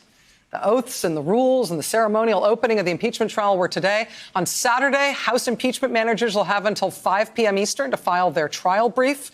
On Monday, we could see a further exchange of briefs, basically responses between the House and the president. On Tuesday next week, the trial will start in earnest at 1 p.m. Eastern. You should clear your calendar now. Call in sick ahead of time. Hey there, I'm Chris Hayes from MSNBC. Thanks for watching MSNBC on YouTube. Hey, If you wanna folks, keep so up to good. date- Post this back there. So, I mean, I hope you guys got a chance to really go back to see what was really going on, what was happening, and where we are today, and how it all intertwines. What we're going to do is, first of all, I want to say I want to take some from for those of you that are joining late. I'm going to be putting it out there later on for all of you to be able to replay it. I want this to, watch it, rewatch it, send it to a friend. Very important. There's so much information in here. There's so much things that you could take out and you could see of how they will link to things that are happening now. It will help you also, for people that, there's a lot of, it's been a decade, folks. It's been so many people really don't know what's going on. They read the headlines, they go Google you, they think they really don't know. And that's why, the documentary is important. That's why this interview is important. I'll tell you why this interview is more important probably than the documentary, because why? I'll tell you. When I did this interview, I was literally I had none of my electronics, none of my telephones. So every time I would tell her, it had to be from memory, and if I lied or something, if they would have prosecuted me. Second of all, this was before the dinner tape leaked. A lot of you have never heard the dinner tape. I'm going to put together also. It's about an hour and a half tape. I'm going to try to cut it down. Have somebody, maybe Nick, will work with it if Nick is still here, and try to give you the highlights of the dinner tape that my partner Igor at the time taped, which later came out and validated everything that I was saying. Everything that also on this interview that I've said over the years have been validated, confirmed through records, through statements, through Bolton, through Pompeo's, through their interactions. So I want to make it very clear. The other thing I want to say that it was so important, and this is why I keep saying that the Democrats let us down, folks. And I'm not saying it to be able to divide. I'm saying it to unite, is because this came out. If you listen to what Rachel said to you guys, this was on the day, the most historic day in the United States, on the day when the Senate was getting together to, the trial was starting on for Donald Trump's impeachment. And on that day is when Rachel played the second part of our interview, which was so important because of the things that was being said and the things that were already documented. And some of the most important things that was said then is that if you think about it, back then, Donald Trump got away with a lot of crazy stuff. We got away with a lot of crazy stuff, but there were barriers. There were still, no matter how Pompeo was on our side, no matter how certain people like Bolton played along, they still were barriers. We weren't able to get out. Today, there is no barriers. Today, there is no Pompeo. No matter how bad or good Pompeo was, today you got Marco Rubio that sold the soul. Today, there is no Bill Barr. As bad as Bill Barr was, Bill Barr, at least, thank God, did not allow him to proceed with his insurrection. Today, you have Todd Blanche that is now basically indicting AG and Carroll and is planning to possibly indict the previous president of the United States. Today, you have DNA people that are in the DNI and people in special prosecutors like Joe DiGenova that you heard how many times think about, did you hear his name, Joe DiGenova, and at what points basically being involved in everything that was going on. So I want to do this instead of doing a Q&A right after, because I think there's a lot to digest here.